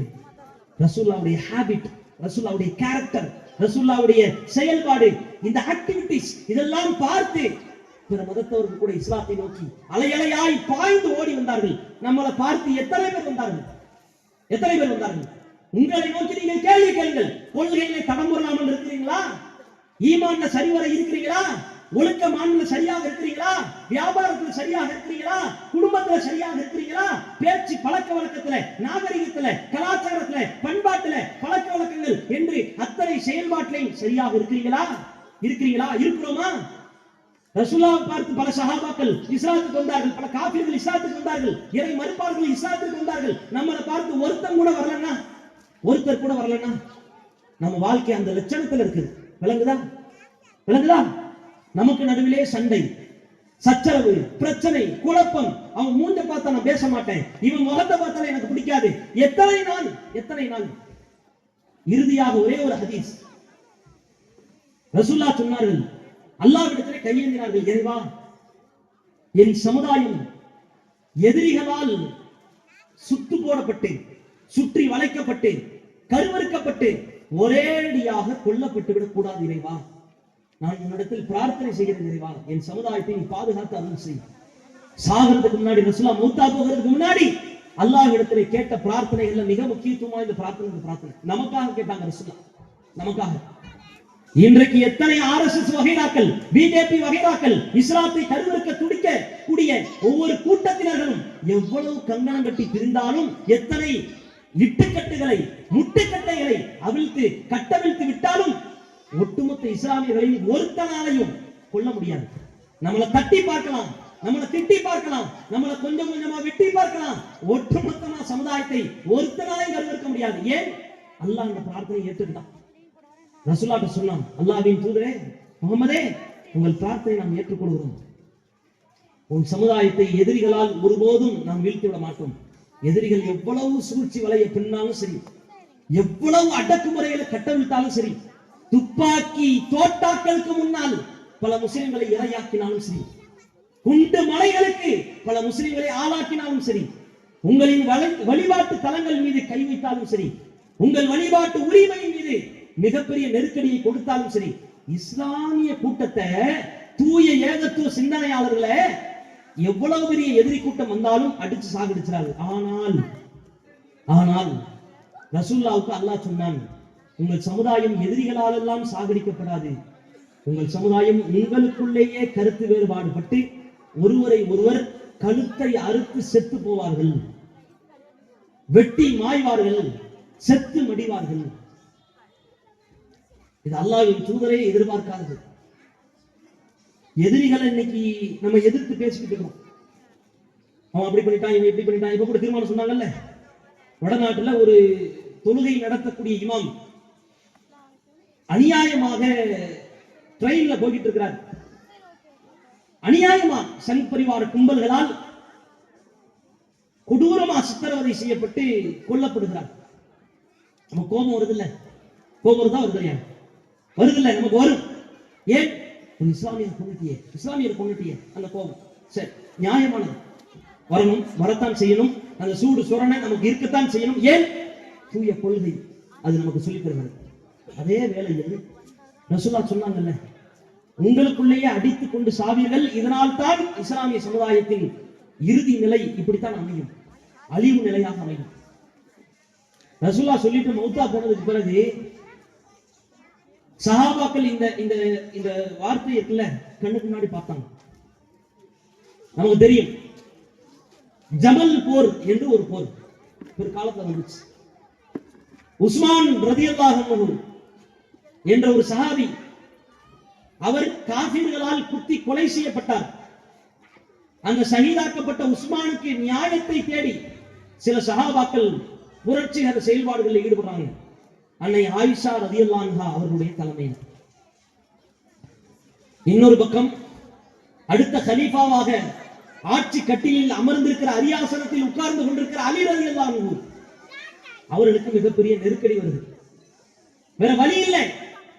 அன்னை ஆயிஷா உம்முல் முஃமினீன், மூமின்களுக்கு தாய் என்ற அந்தஸ்தை அல்லாஹ்வால் சிறப்புற சொல்லப்பட்டவர். இந்த ஆயிஷாவை எதிர்த்து போர்க்களத்தை சந்திக்க வேண்டிய சூழலுக்கு தள்ளப்பட்டார்கள் சஹாபாக்கள். உங்களுக்கு வரலாற்றை நினைவுபடுத்துகிறேன். அந்த ஜமல் போரில் காபிர்களுக்கும் இறை மறுப்பாளர்களுக்கும் முஸ்லிம்களுக்கும் போர் அல்ல, முஸ்லிம்களுக்கும் நடுவிலே போர். வெட்டியவர் முஸ்லிம், வெட்டப்பட்டவர் முஸ்லிம், குத்தியவர் முஸ்லிம், குத்தப்பட்டவர் முஸ்லிம், கொன்றவர் முஸ்லிம், கொல்லப்பட்டவர் முஸ்லிம், காயத்தை ஏற்படுத்தியவர் முஸ்லிம், காயத்தை அடைந்தவரும் முஸ்லிம். சஹாபாக்களே கண்ணுக்கு முன்னாடி கண்ட மிகப்பெரிய ஒரு வீழ்ச்சி. வரலாற்றிலே ஒரு கருப்பு நாள் என்று கூட சொல்லலாம், கரை முடிந்த நாள் என்று கூட சொல்லலாம். நான் ஏன் இதை சொல்றேன்னா, இன்றைக்கும் அதே எச்சரிக்கை ஒளிதான், எச்சரிக்கை மணி ஓசைதான் இஸ்லாமிய சமுதாயத்திற்கு அல்லாஹ் ரப்பல் ஆலமீன் சொல்லி தந்த எச்சரிக்கை. உங்களுக்குள்ள என்னைக்கு நீங்க அடிச்சுட்டு சாவீங்களோ அன்றைக்கே இஸ்லாமிய சமுதாயத்தின் இறுதி நிலை அப்படி அமைஞ்சிடும். இதை என்னைக்கு இது தள்ளி போட முடியாது, இதை ஒரேடியா தவிர்க்க முடியாது, தள்ளி போடலாம். சமுதாயத்தின் ஒற்றுமை எதை வைத்து? ஓரிரை கொள்கையால் ஒன்றிணைய வேண்டும்.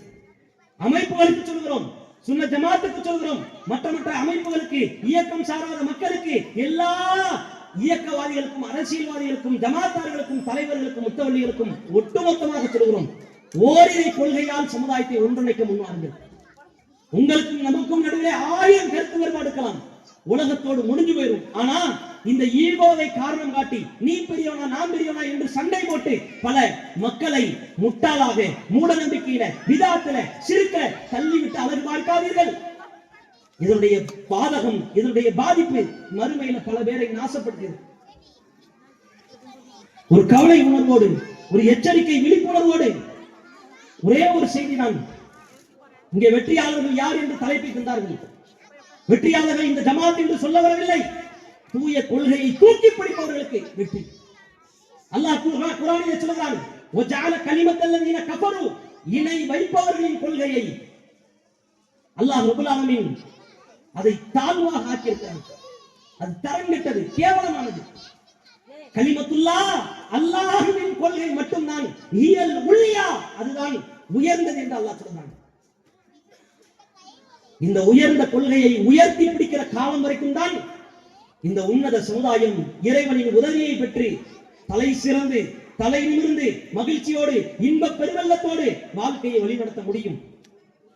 என்னைக்கு கொள்கையை தூக்கி எறிந்துவிட்டு நீங்க 1000 கட்டமைப்பை கட்டி எழுப்பினாலும் சரி, கட்சிகளை தொடங்கினாலும் சரி, பள்ளிவாசலை கட்டினாலும் சரி, நிர்வாகத்தை அமைத்தாலும் சரி, தலைவர்கள் செயலாளர்கள் முத்தவழிகள் என்று உருவாக்கப்பட்டாலும் சரி, இந்த கொள்கைக்கு மதிப்பில்லை என்றால் அல்லாஹ்விடத்திலே உங்களுக்கு மதிப்பில்லை. மதிப்பில்லை. இது யார் சொல்கிறார்? நாங்கள் இல்லை, அல்லாஹ் குர்ஆனிலே சொல்கிறார். கொள்கையை தூக்கிப்படி, யாருக்கும் அஞ்சாதே, யாருக்கும் சரணடையாதே. செய்யலாம் தானே, செய்யலாம் தானே. ஊர்ல தௌஹீத பேசினா ஊர் நீக்க சட்டத்தை போட தெரிந்த பெருமக்களே, முத்தவழிகளே, யோசித்து பாருங்கள். ஏன் ஊரிலே வட்டி வாங்குறவனுக்கு அவனை ஊரை விட்டு நீக்க உங்களுக்கு தெரியல? பாவத்துக்கு எதிராக களமாடி இருக்கலாம் தானே. உங்கள் அதிகாரத்தை, உங்கள் ஆட்சியை, உங்களுடைய கட்டமைப்பை வட்டிக்கு எதிராக போட்டீங்களா? வரதட்சணை திருமணத்தை நாங்கள் நடத்தி தர முடியாது என்று சொல்ல முடியுமா? முடியாதா? முடியுமா? செய்யும். அந்த திராணி வரமாட்டேங்குது. படைச்சவனுக்காக மனம் மாறி வரலாம் தானே. படைச்சவன் நமக்கு சொல்லி தரல, வரதட்சணை வாங்கி திருமணம் நடத்த சொன்னானா? ஆடம்பர திருமணத்தை நாங்கள் நடத்தி தர மாட்டோம், தப்தர் தர மாட்டோம், பள்ளிவாசலில் இடம் கிடையாது சொன்னால் சமுதாயம் கேட்டுக்கொள்ளும். சொல்ல மாட்டீங்களே, சொல்ல மாட்டீங்களே. உங்களால முடியாதா? சக்தி இல்லையா? ஆற்றல் இல்லையா? அல்லாஹ்வை அஞ்சிக் கொள்ளுங்கள். திருமறையில் அல்லாஹ் ரப்பல் ஆலமீன் சொல்கிறான், இன்னமா யஹ்ஷல்லாஹு மின் இபாதிஹில் உலமா. அல்லாஹ்வை அஞ்சுபவர்கள் மட்டும்தான், படைச்சவனை பயந்து அப்படி வாழ்க்கையை நடத்துறவங்க மட்டும்தான் உண்மையிலே ஆலிம்கள் என்று அல்லாஹ் பேசுகிறான்.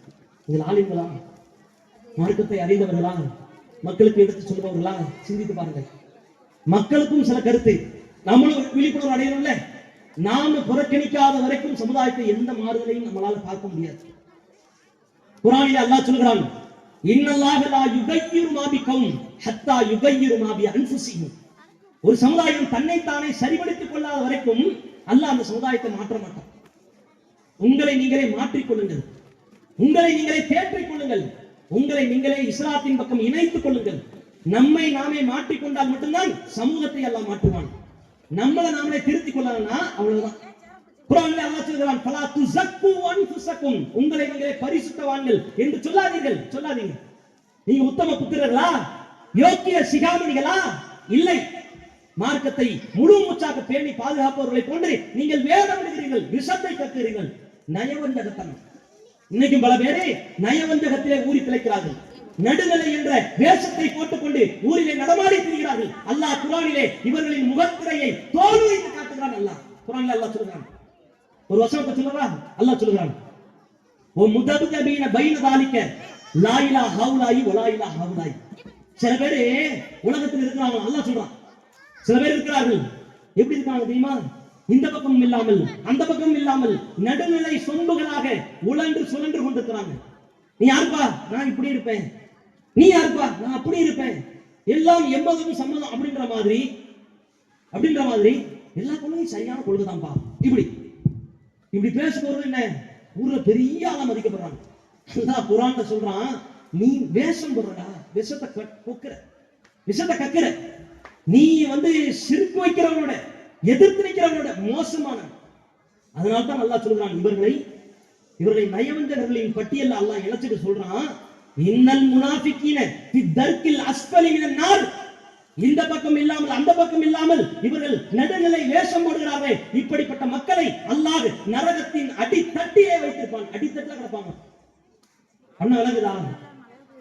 இப்படி வேஷம் போறவங்களை அல்லாஹ் நரகத்தின் அடித்தட்டில வச்சுக்கிட்டு சிறுக்கு வச்சவன், பிதுவாத் வச்சவன், மூட நம்பிக்கையை செஞ்சவன், ஏமாத்து பேர் வழி உலகத்தை உச்சா நமக்கு மேலதான் கிடப்பான்.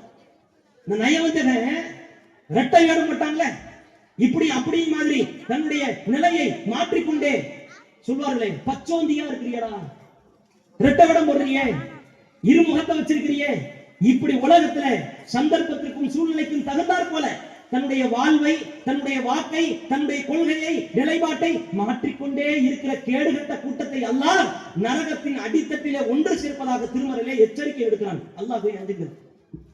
எல்லாத்துக்கும் வேஷம் போட தெரியும், உங்களுக்கும் தெரியும், நமக்கும் தெரியும், எல்லாத்துக்கும் தெரியும் தானே. மேடைக்கு மேடை மாட்டி பேசலாம். பேசலாமா பேசலாமா கூடாதான்றது டாபிக். பேச முடியுமா முடியாதான்றது டாபிக் இல்ல. எல்லாராலையும் முடியும். வேஷம் போட முடியும், நடிக்க முடியும், விஷத்தை கொட்ட முடியும், கக்க முடியும், எல்லாத்தையும் செய்ய முடியும். சமரசம் பேசினால் உலகத்துல பெரிய சந்தர்ப்பவாதிகளாக பார்க்கப்படுறது கிடையாது, பெரிய சன்மானங்கள் கொடுக்கப்படுது. நேரத்துக்கு தகுந்த மாதிரி, காலத்துக்கு தகுந்த மாறி மாறி பேசுறவங்க, ஆஹா இவர மாதிரி வருமா, அவர் மாதிரி வருமா, அவர் பேச்சு மாதிரி வருமா, பாரு என்ன மாதிரி பேசுறாரு, யாரு இவர், இவர் அங்க ஒன்று பேசிப்பாரு, அங்க ஒன்று பேசிப்பாரு, அங்க ஒரு கொள்கை, இங்க ஒரு கொள்கை. கொள்கைக்கு இம்பார்ட்டன் இல்லாம வளைஞ்சு நெளிஞ்சு கொடுக்கிறவங்க, சமரசம் செய்யறவங்க, இரட்டை வேடம் போடுறவங்க, நேரத்துக்கு தகுந்த மாதிரி, சூழ்நிலைக்கு தகுந்த மாதிரி மாறி மாறி பேசுறவங்களுக்கு உலகமே வரவேற்பு கொடுக்குது. சொல்லுவார்கள், விழிப்புணர்வு அற்ற சமூகத்தில் நடிப்பவனுக்கு தான் முதலிடம் இருக்குது. இது இன்றைக்கு அரசியல் களத்திலையும் பார்க்கிறோமா இல்லையா? கொள்கை தெரியாது, கோட்பாடு தெரியாது, 2 ஸ்டெப் டான்ஸ் ஆடினா போதும், 2 வாய் அப்படி வாக்கியத்தை அப்படி டயலாக்க மனப்பாடம் பண்ணி ஒப்பிச்சா போதும், பேப்பரை பார்த்து படிச்சா போதும். கொள்கை வேண்டாம், கோட்பாடு வேண்டாம், சித்தாந்தம் வேண்டாம், எந்த ஒரு சிந்தனை வேண்டாம், எந்த ஒரு திட்டமிடுதல் வேண்டாம், எந்த ஒரு பட்ஜெட் அறிவும் வேண்டாம், எதுவும் வேண்டாம். நீ ஆடு பாடு, உனக்கு தான் நாடு, இந்த தூக்கிட்டு ஓடுண்டு கொடுத்துட்டு அனுப்பிச்சிட்டோமா? அனுப்பிச்சிட்டோமா இல்லையா? கேட்கணும். விழிப்புணர்வு அற்ற சமூகத்தில் நடிப்பவனுக்கு தான் முதலிடம். அதே மாதிரிதான் அரசியல்ல என்ன கேடுகட்ட நிலையோ அதே மாதிரி இந்த மார்க்கத்தை வைத்து பல பேர் பிழைப்பு நடத்துகிறார்கள். புரோகித தொழிலை கையாடுறாங்க. தாயத்தை கட்டி அப்படி ஊதி விட்டவன 50 ரூபா வாங்குறாங்க. எதுக்கு வாங்குறாங்க? கமிஷனுக்கா? இஸ்லாம் கமிஷனுக்கா? அல்லாஹ் அக்பர். ரசூலுல்லாஹ் யார்கிட்ட போய் கையேந்தினாங்க? யார்கிட்ட கை நீட்டினாங்க? யார்கிட்ட காசு வாங்கினாங்களா? காசு வாங்கினாங்களா? ஏமாத்தி பிழைப்பு நடத்துறியா? அல்லாஹ் பார்க்க மாட்டான். சிந்தித்து பாருங்கள்.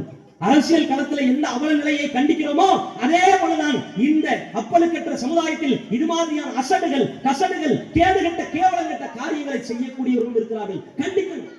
கண்டிக்கணும். ஒட்டுமொத்த சமுதாயமும் வெகுண்டு எழணும். நாட்டுல ஒரு பிரச்சனை, குடியுரிமை பறிக்க போறான்னு சொன்ன உடனே வீதியில இறங்கி போராட தெரிஞ்ச நமக்கு சொர்க்கத்தின் வாழ்க்கையை ஒருத்தன் பறிக்க போறான்னா அதை விட எவ்வளவு கோவப்பட்டுக்கணும். வெகுண்டு எழணுமா இல்லையா? இல்லாத பொருளாதாரம் சொல்றேன்னு சொல்லி சட்டை பிடிச்சு கேட்டுக்கணுமா இல்லையா? மாத்த முடியுமா முடியாதுன்னு சொல்லி அப்படி மக்கள் திரண்டு நின்றுக்கணுமா இல்லையா? யோசிச்சு பாருங்கள். அப்ப அல்லாஹ் நமக்கு கட்டளையிட்டு இருக்கிற வெற்றியாளர்களுக்கு உண்டான அஸ்திவாரத்திலே, அடித்தளத்திலே நாம் பயணிக்கிறோமா அப்படின்றத தயவு செய்து சிந்தித்து பாருங்கள். ரசூலுல்லாஹ் நமக்கு கற்றுத் தந்திருக்கிற வாழ்க்கை முறையும் அதைத்தான் நமக்கு கற்பித்து தருகிறது. எந்த இடத்திலையும் ரசூலுல்லாஹ் வளைஞ்சு போகல, நெருங்கி போகல. யாருக்கு பயப்படுகிறோம்? இன்னைக்கு பல பேரு காசுக்கு தகுந்த மாதிரி 5000 இல்லையா, ஓகே அது செஞ்சுக்கலாம், இது செஞ்சுக்கலாம், அது பேசிக்கலாம், கல்யாணமா அப்படி நடத்திக்கலாம், எல்லாத்தையும் வெளியே தெரியாமப்பா மறைச்சுக்க. இது எல்லாராலையும் செய்ய முடியும். ஆனால் அல்லாஹ்வை பயந்துதான் இன்றைக்கு வரைக்கும் பல நெருக்கடி இருந்தாலும், பல விமர்சனங்கள் வந்தாலும், பல எதிர்ப்பு குரல்கள் எதிரி ஒலித்தாலும் அல்லாஹ்வுக்கு பயந்து நாம் துணிச்சலோடு களத்தில் நிற்கிறோம். ஏன் நிற்கிறோம்? அல்லாஹ்வுக்கு பயந்து. இந்த உலகத்தில் எங்களுக்கு வெற்றி வந்தாலும் வராவிட்டாலும் பரவாயில்லை, கூட்டம் கூடினாலும் கூடாவிட்டாலும் பரவாயில்லை, காசு பணம் சேர்ந்தாலும் சேராவிட்டாலும் பரவாயில்லை, படைச்சவன் சன்னிதானத்திலே நாங்கள் கேள்விக்குள்ளாக்கப்பட்டு குற்றவாளி கூண்டிலே நிறுத்தப்பட்டு விடக்கூடாது, இறைவனின் தண்டனைக்கு ஆளாகிவிடக்கூடாது, இறைவனின் கோபத்திற்கு உள்ளாகிவிடக்கூடாது என்ற அச்சம் அதுதான் நம்மை இயக்குகிறது. அதுதான் இயக்க வேண்டும். உலகத்துல யார்கிட்ட இருந்தாலும் தப்பிச்சிடலாம், படைச்சவன் இருந்து தப்பிக்க முடியாது.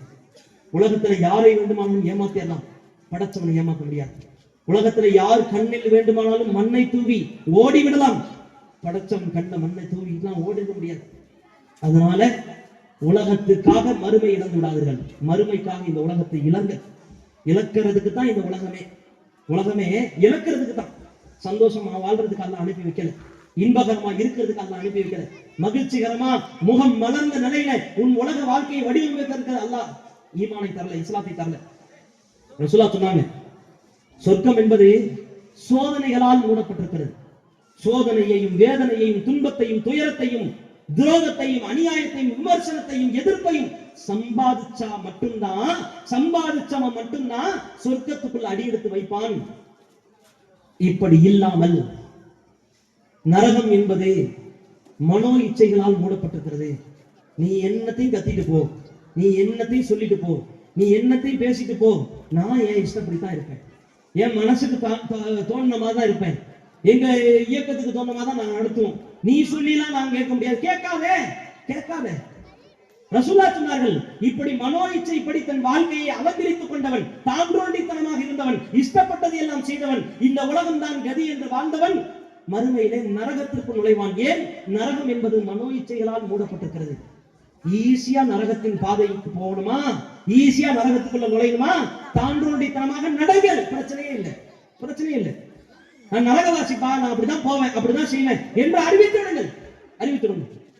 குர்ஆன் எங்களுக்கு தேவையில்லை, ஹதீஸ் எங்களுக்கு தேவையில்லை, நபி வழி தேவையில்லை, சுன்னத்து தேவையில்லை, எதுவும் தேவையில்லை, நீயும் தேவையில்லை, ஜமாத்தும் தேவையில்லை, கொள்கையும் தேவையில்லை, கோட்பாடும் தேவையில்லை, எங்களுக்கு நரகம் தான் வேண்டும் என்றால் உலகத்தை அறிவிச்சிருங்க. அது இல்லாமல் அல்லாஹ்வை பயந்து சொர்க்கத்தை நோக்கிய பாதைக்கு போக வேண்டும் என்றால் இந்த கொள்கையை மட்டும் எழுங்க. கொள்கையில மட்டும் தர்கா வழிபாடு, தட்டு தகடு தாயத்து சூனியம் ஜோசியம், இந்த கேடுகட்ட கேவலங்கட்ட இறைவனால் வெறுக்கப்பட்ட வேறு அறுக்கப்பட்ட இந்த சித்தாந்தத்தை விட்டு விலகுவார்கள். ஏன்? இது மறுமை வாழ்க்கைக்கு ஆப்படிச்சிடும், ஆபத்தா அமைஞ்சிடும். ஒட்டுமொத்தமா நீ கோடி அமல் செஞ்சு போய் கொண்டு வந்து அல்லாஹ்வின் சன்னிதானத்திலே நிறுத்தினாலும் அல்லாஹ் ஏறட்டு கூட பார்க்க மாட்டான். போடா அப்படின்னு அல்லாஹ் விட்டுருவான். அந்த வாழ்க்கை நமக்கு வேணுமா? யோசிச்சு பாருங்க. உலகத்துல நீங்க ஹஜ்ஜி செஞ்சிருக்கலாம், உம்ரா செஞ்சிருக்கலாம், இறைவனுக்காக இன்னுயிரையும் ஈந்து கொடுத்திருக்கலாம், லட்சக்கணக்கில் தர்மங்களை அள்ளிவாரி வீசிருக்கலாம், கோடிக்கணக்கில் நீங்கள் ஜக்காத்தை கூட கொடுத்து மகிழ்ந்திருக்கலாம், பசியோடு தாகத்தோடு நோன்பு வச்சிருக்கலாம், கால் கெடுக்க நின்று இறைவனை வணங்கியிருக்கலாம், தொழுதிருக்கலாம். ஆனா அல்லாஹ் ஃபர்ஸ்ட் பார்க்கிற முதல் விஷயமே நம்முடைய முகத்தை கூட அல்ல, உங்கள் கொள்கையை. உன் பேர் என்னப்பா என்று அல்லாஹ் கேட்பதற்கு முன்னால் உன் கொள்கை என்னப்பா என்றுதான் அல்லாஹ் கேட்பான். அதனால் தயவு கூர்ந்து இதை மனதில் ஏந்திக் கொள்ளுங்கள். மறுமைதான் நமக்கு நிரந்தரம், மறுமைதான் நமக்கு போக்கிடம், மறுமை மட்டும்தான் அழியாத ஒரு வாழ்க்கை. அந்த வாழ்க்கையில் வெற்றி பெற்றால் போதும் என்கின்ற மனநிலை நமக்கு பிறக்கும் என்றால், வரும் என்றால், இந்த உலகத்தில் எவ்வளவு பெரிய எதிர்ப்பையும் எதிர்கொள்றதுக்கு நமக்கு துணிச்சல் வந்துடும், தைரியம் வந்துடும். அதைத்தான் ஆலிம்களுக்கும் இஸ்லாம் சொல்கிறது, அதைத்தான் இயக்கவாதிகளுக்கும் இஸ்லாம் சொல்கிறது, அதைத்தான் அரசியல் கட்சிகளை வழிநடத்தக்கூடிய பெருமக்களுக்கும் இஸ்லாம் சொல்கிறது. சாதாரண சாமானியர்களாக இருக்கிற நம் ஒவ்வொருவருக்கும் இஸ்லாம் இதைத்தான் சொல்கிறது. நீ மறுமை இலக்காக வச்சு பயணி, மறுமை வெற்றிதான் மகத்தான வெற்றி. அந்த வெற்றி கனியை பற்றி பிடிக்க வேண்டும் என்றால் இந்த உலகத்திலே தூய கொள்கையை தூக்கிப்பிடி. எந்த இடத்திலையும் நீ விட்டு விடாதே, எந்த இடத்திலேயும் சமரசம் செய்யாதே, எந்த இடத்திலையும் வளைந்து கொடுக்காதே, எந்த இடத்திலேயும் நீ கொண்ட கொள்கைக்கு துரோகம் இழைச்சாதே.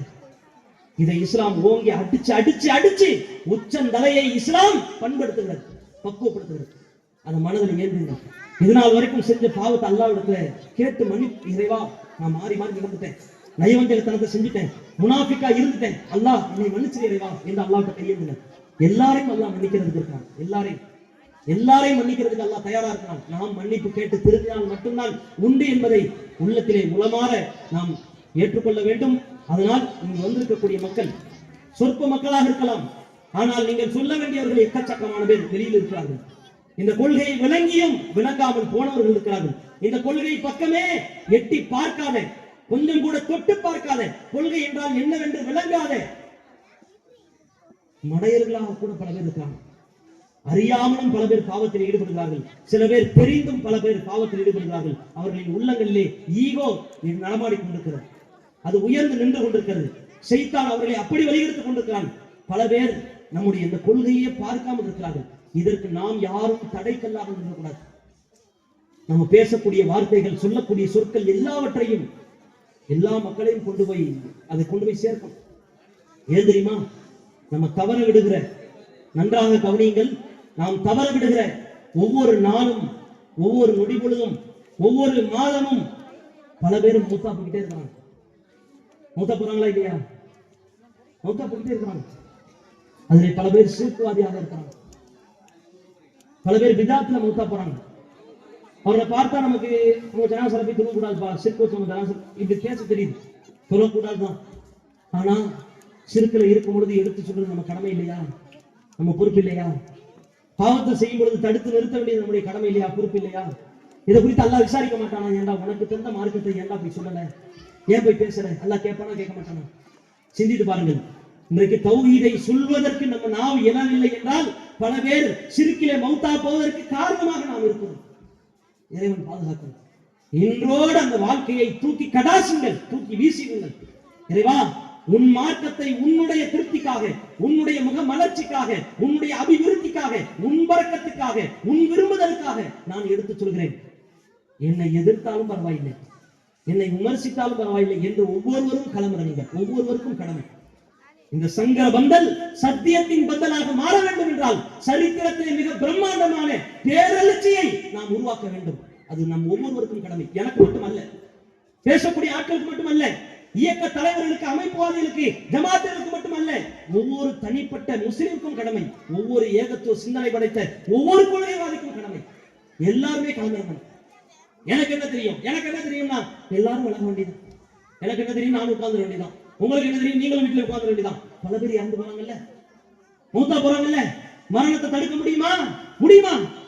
சாவு தள்ளி போட முடியுமா? யோசித்து பாருங்க. சத்தியத்தை சொல்றது தள்ளி போறோமே, சாவை தள்ளி போட முடியாது. நாளைக்கு அவர்கிட்ட போய் பேசிக்கலாம், நாளைக்கு சொல்லிக்கலாம். இன்னைக்கு நைட்டு மூத்தா போயிட்டா யோசித்து பாருங்க. ஒரே ஒரு ஹதீஸ் சொல்லவா இதுக்கு? ரசூலுல்லாஹ் கடைசி நேரத்துல ஒரு யூத சிறுவனை இஸ்லாத்தின் பக்கம் அழைப்பதற்காக வீடு தேடி சொன்னாங்க. தான் ஒரு அரசன், தான் ஒரு மன்னன் என்று கூட ரசூலுல்லாஹ் அந்த கர்வம், திமிரு, பெருமை, இருமாப்பு எதுவும் இல்லை. பள்ளிவாசலை கூட்டி சுத்தம் செய்யறவர் 2-3 நாள் வரல. இந்த யூத சிறுவர் அவர் மரண நோயால் பாதிக்கப்பட்டு படுத்த படுக்கையில கிடக்கிறார் என்ற செய்தி ரசூலுல்லாஹ்வுக்கு தெரிஞ்ச உடனேயே வீட்டுக்கு போனான். மார்க்கத்தை ஏத்துக்க மாட்டியா? என்னை தூதரை ஏத்துக்க மாட்டியா? அவர் அப்படியே தன்னுடைய தகப்பனாரை பார்க்கிறார். ஒரு யூதர் முகம்மதின் மார்க்கத்தை இணைத்துக் கொள் தகப்பன் சொல்லுகிறார். அந்த சிறுவரின் கடைசி நேரத்தில், கடைசி நாளில் ஈடு இணையில்லாத இந்த ஏகத்துவ கொள்கை அவருடைய உள்ளத்தில் தடமாய் பதிகிறது. இஸ்லாத்தை ஏற்கிறார். முகமதே, அல்லாஹ்வின் தூதரே, உங்களை நான் தூதராக ஏற்றுக்கொள்கிறேன். வணக்கத்திற்கு தகுதி படைத்தவன் அல்லாஹ் மட்டும்தான் சொல்லி கொஞ்ச நேரத்தில் இந்த யூத சிறுவர் இஸ்லாத்தை ஏற்றுக்கொண்ட கொஞ்ச நேரத்திலேயே மௌத்தாய் போகிறார். சுப்ஹானல்லாஹ். ரசூலுல்லாஹ்வுக்கு தெரியுமா இன்னைக்கு மௌத்தா போவாங்கன்னு? ரசூலுல்லாஹ்வுக்கு தெரியுமா? சிந்தித்து பாருங்கள். நாம் தவற விடுகிறோமே, பல பேர் தவறி போகிறார்களே, பல பேர் மௌத்தாய் போகிறார்களே. ரசூலுல்லாஹ் அந்த ஒரே ஒரு நாளை அலட்சியப்படுத்தி இருந்தால் அந்த யூத சிறுவர் சொர்க்கத்திற்குள்ளே அடியெடுத்து வைத்திருப்பாரா? கடைசி நாளில் ரசூலுல்லாஹ்வே அந்த வீட்டை விட்டு வெளியில வந்துட்டு என் மூலமாக ஒருவருக்கு இஸ்லாத்தை எடுத்து சொல்ல வைத்த அல்லாஹ்வுக்கே எல்லா புகழும். கண்ணீர் சிந்தி விட்டு ரசூலுல்லாஹ் வீட்டை விட்டு வெளியேறினார்கள். மனதிலே ஏந்திக் கொள்ளுங்கள், நாம் எந்த நேரத்தையும் தவற விடக்கூடாது. எந்த நாளும் நமக்குண்டான நாள், நாம் சொல்ல வேண்டிய நாள், நாம் எடுத்து பேச வேண்டிய நாள். ஏன்? இதுதான் வெற்றியாளர்களுக்கு உண்டான தகுதி என்று அல்லாஹ் பேசுகிறாங்க. உனக்கு வெற்றி பெறணும், மறுமையில நீ ஜெயிக்கணும்னா உலகத்தில் நீ பாடுபடு. இந்த உலகத்தில் எதையும் நீ இழக்க தயாரில்லை என்றால் மறுமையிலே உனக்கு எதையும் பெறுவதற்கு தகுதி இல்லை. எந்த ஒன்றையும் இழந்தால்தான் எந்த ஒன்றையும் பெற முடியும். இது உலகத்தின் இயற்கை. இந்த உலகத்தையே அல்லாஹ் இழக்க சொல்கிறான் மறுமைக்கு நிகராக. குர்ஆனிலே அல்லாஹ் ரப்பல் ஆலமீன் அப்படித்தான் பேசுகிறான். திருமறை குர்ஆன்ல இன்னல்லாஹ் அஷ்தரா மினல் முஃமினீன அன்ஃபுஸஹும் வ அம்வாலஹும் பிஅன்ன லஹுல் ஜன்னah. சொர்க்கத்துக்கு பகரமா மூமின்களுடைய உசுரையும் உடைமைகளையும் அல்லாஹ் விலை பேசி விட்டான். படைச்சவன்ட்ட வியாபார ஒப்பந்தத்தை செஞ்சு விட்டு தான் உலகத்துக்கே வந்திருக்கிறோம். நம்ம விளங்குதா? இறைவா எனக்கு சொர்க்கத்தை தந்தா போதும், எனக்கு மனைவி மக்கள் பிள்ளை வீடு வாசல் சொத்து பத்து நகை நட்டு ஆபரணம் எதுவும் தேவையில்லை, எல்லாத்தையும் உனக்காக நான் இழக்கிறேன், எனக்கு சொர்க்கத்தை மட்டும் தான், சொர்க்கத்தை மட்டும் தந்தா போதும். எந்த வியாபார ஒப்பந்தத்தை செஞ்சுட்டு வந்துருக்கோம் நம்ம, சரியா? இனிமேல் நம்ம செய்ய போறது இல்லை, செஞ்சுட்டே வந்துட்டோம். அதுக்கு விசுவாசமா இருக்கிறோமா, அது சரியா பேணுறோமா என்பதை மனதில் ஏந்துங்கள். கொள்கையை ஏற்றிருப்பவர்கள் கொஞ்சம் பேர் தான். ஆனால் ரசூலுல்லாஹ் காலத்து சஹாபாக்கள் அக்னி பிளம்பாக பற்றி எரிந்ததை போன்று நாம் ஒவ்வொருவரும் சுடர் விட்டு எரிய தொடங்கினோம் என்றால் இந்த சமூகத்தில் ஷிர்க் அடித்து நொறுக்கப்படும். மூட நம்பிக்கை, கலாச்சார பழக்க வழக்கங்கள், கேடுகட்ட நாகரிகங்கள் குழி தோண்டி புதைக்கப்படும். பிதாத்தின் வாசல்கள் அத்தனை மூடப்படும், இழுத்து சாத்தப்படும். நாம் ஒவ்வொருவரும் புறப்பட்டால் மட்டும்தான் நடக்கும். நம்ம சோர்ந்து போய் அயர்ந்து போய் அலட்சியப்படுத்திக் கொண்டு உதாசீனப்படுத்திக் கொண்டு அசட்டையாக இருக்க இருக்க ஒவ்வொருவரும் இறப்பை தழுவார்கள். மறுமையிலே நாமும் குற்றவாளி கூண்டிலே நிறுத்தப்படுவோம். ஏண்டா இத்தனை பேருக்கு நீ சொல்லல? சொல்ல முடியாதா? சொல்ல முடியாதா? உலகத்துல வீட்டுல கல்யாணத்துக்கு உங்களுக்கு கூப்பிட தெரியுதா இல்லையா? தெரியுதா இல்லையா? வீடு ஏறி போய் பத்திரிக்கை வைக்க தெரியுதா இல்லையா? சோறு வைக்க தெரியுதா இல்லையா? எதுக்கு? எதுக்கு? சொந்த பந்தத்தை அரவணைக்கணும். சரி, சோத்தை போடு, பரவாயில்லை. சத்தியத்தை சொல்லு. ஒரு வாய் சோத்துல அவனுடைய வயிறு நிறையும். ஆனால் நீ ஏகத்துவத்தை ஓங்கி சொன்னால்தான் அவனுடைய மறுமை வாழ்க்கை நிறையும். அவன் சொர்க்கத்துக்கு போ. சோறு போட்டு மனச ஒரு வேளைக்கு நீ திருப்திப்படுத்தலாம். ஆனா சத்தியத்தை சொன்னாதான் மறுமை வாழ்க்கையே அவனுக்கு திருப்திப்படுத்த முடியும். உங்க வீட்டு கல்யாணத்துக்கு பத்திரிக்கை அடிச்சு கூப்பிடுற மாதிரி கூப்பிடுறதை விட சத்தியத்தை சொல்றதுக்கு ஒவ்வொரு வீடு வீடாக ஏறி இறங்குங்கள். ஒவ்வொருவரும் இறங்குங்கள். இது யாருக்கோ எவருக்கோ ஒதுக்கப்பட்ட துறை அல்ல. இது ஒவ்வொருவருக்கும் விதிக்கப்பட்ட துறை, கடமை ஆக்கப்பட்ட துறை. இதை யாரும் புறம் தள்ளிவிட முடியாது, யாரும் புறம் தள்ளிவிட முடியாது. இதை மனதில் ஏந்தி இன்ஷா அல்லாஹ் பயணிக்கலாமா? இன்ஷா அல்லாஹ் இந்த உரை உங்களுக்கு பலனளிக்கும், பயனளிக்கும் என்று நம்புகிறோம். இனிமேல் வரக்கூடிய காலத்தில் அத்தனை பேருக்கும் எடுத்து சொல்லுங்க. அவங்க எல்லாம் அந்த அமைப்பில் இருக்காங்க, இந்த அமைப்பில் இருக்காங்க, அந்த பள்ளிவாசல் யாரையும் பார்க்காதுங்க. ரசூலுல்லாஹ் யாரை கண்டும் பயப்படவில்லை. அல்லாஹ்வே குர்ஆன்ல சொல்றான், வலா தஹ்ஷவுன் நாஸ், மக்களுக்கு நபியே நீங்கள் ஒருபோதும் பயப்படாதீர்கள். வஹ்ஷவுனி, எனக்கு பயப்படு. அவனை விட நான் ஒசந்தவன், அவனை விட நான் பெரியவன். அவன் பள்ளிவாசல் நிர்வாகி இருக்கலாம், அவனுக்கும் அதிபர் நான் தான், எனக்கு அடிமை தான் அவன். அவனை கண்டு நீ ஏன் பயப்படுற? அவன் இயக்கத்தின் தலைவனா இருக்கலாம், என்னுடைய அடிமைதான். அவன் ஜமாத்தின் முத்தவலியா இருக்கலாம், என்னுடைய அடிமைதான். போய் பேசு, உனக்கு தெரிஞ்சதை சொல்லு. எத்தனை நாள் மூடி மறைப்ப? எத்தனை நாள் ஓடி ஒளிவ? எத்தனை நாள் மேடை போட்டு கத்துறதுல மட்டுமல்ல, ஒவ்வொரு தனிப்பட்ட நபரையும் சந்தித்து தனிநபர் தாவா என்று களமாடுங்கள். நிச்சயமாக நீங்கள் 100 பேரை சந்திச்சீங்கன்னா 10 பேருக்கு மனசு மாறும். இன்றைக்கு திருந்தாட்டாலும் அடுத்த வருஷம் திருந்துவாங்க. நீங்க இறந்து கூட போயிடலாம், இறந்ததுக்கு பிறகு திருந்திடுவாங்க. உங்களுக்கு நன்மை சேர்ந்துகிட்டே இருக்கும். அதனால் மகத்தான ஈடு இணை இல்லாத நன்மையை பெற்றுத்தரக்கூடிய அளவில்லாத இன்பத்தை மறுமையிலே நமக்கு ஏற்படுத்தி தரக்கூடிய இந்த வாழ்க்கையை தயவு செய்து நீங்கள் கையிலே எடுங்கள். இதுதான் வெற்றியாளர்களுக்குண்டான தகுதி, அருகதை, அடையாளம், முக்கியம் என்று அல்லாஹ் ரப்பல் ஆலமீன் பேசுகிறான். மார்க்கம் நமக்கு வழிகாட்டுகிறது.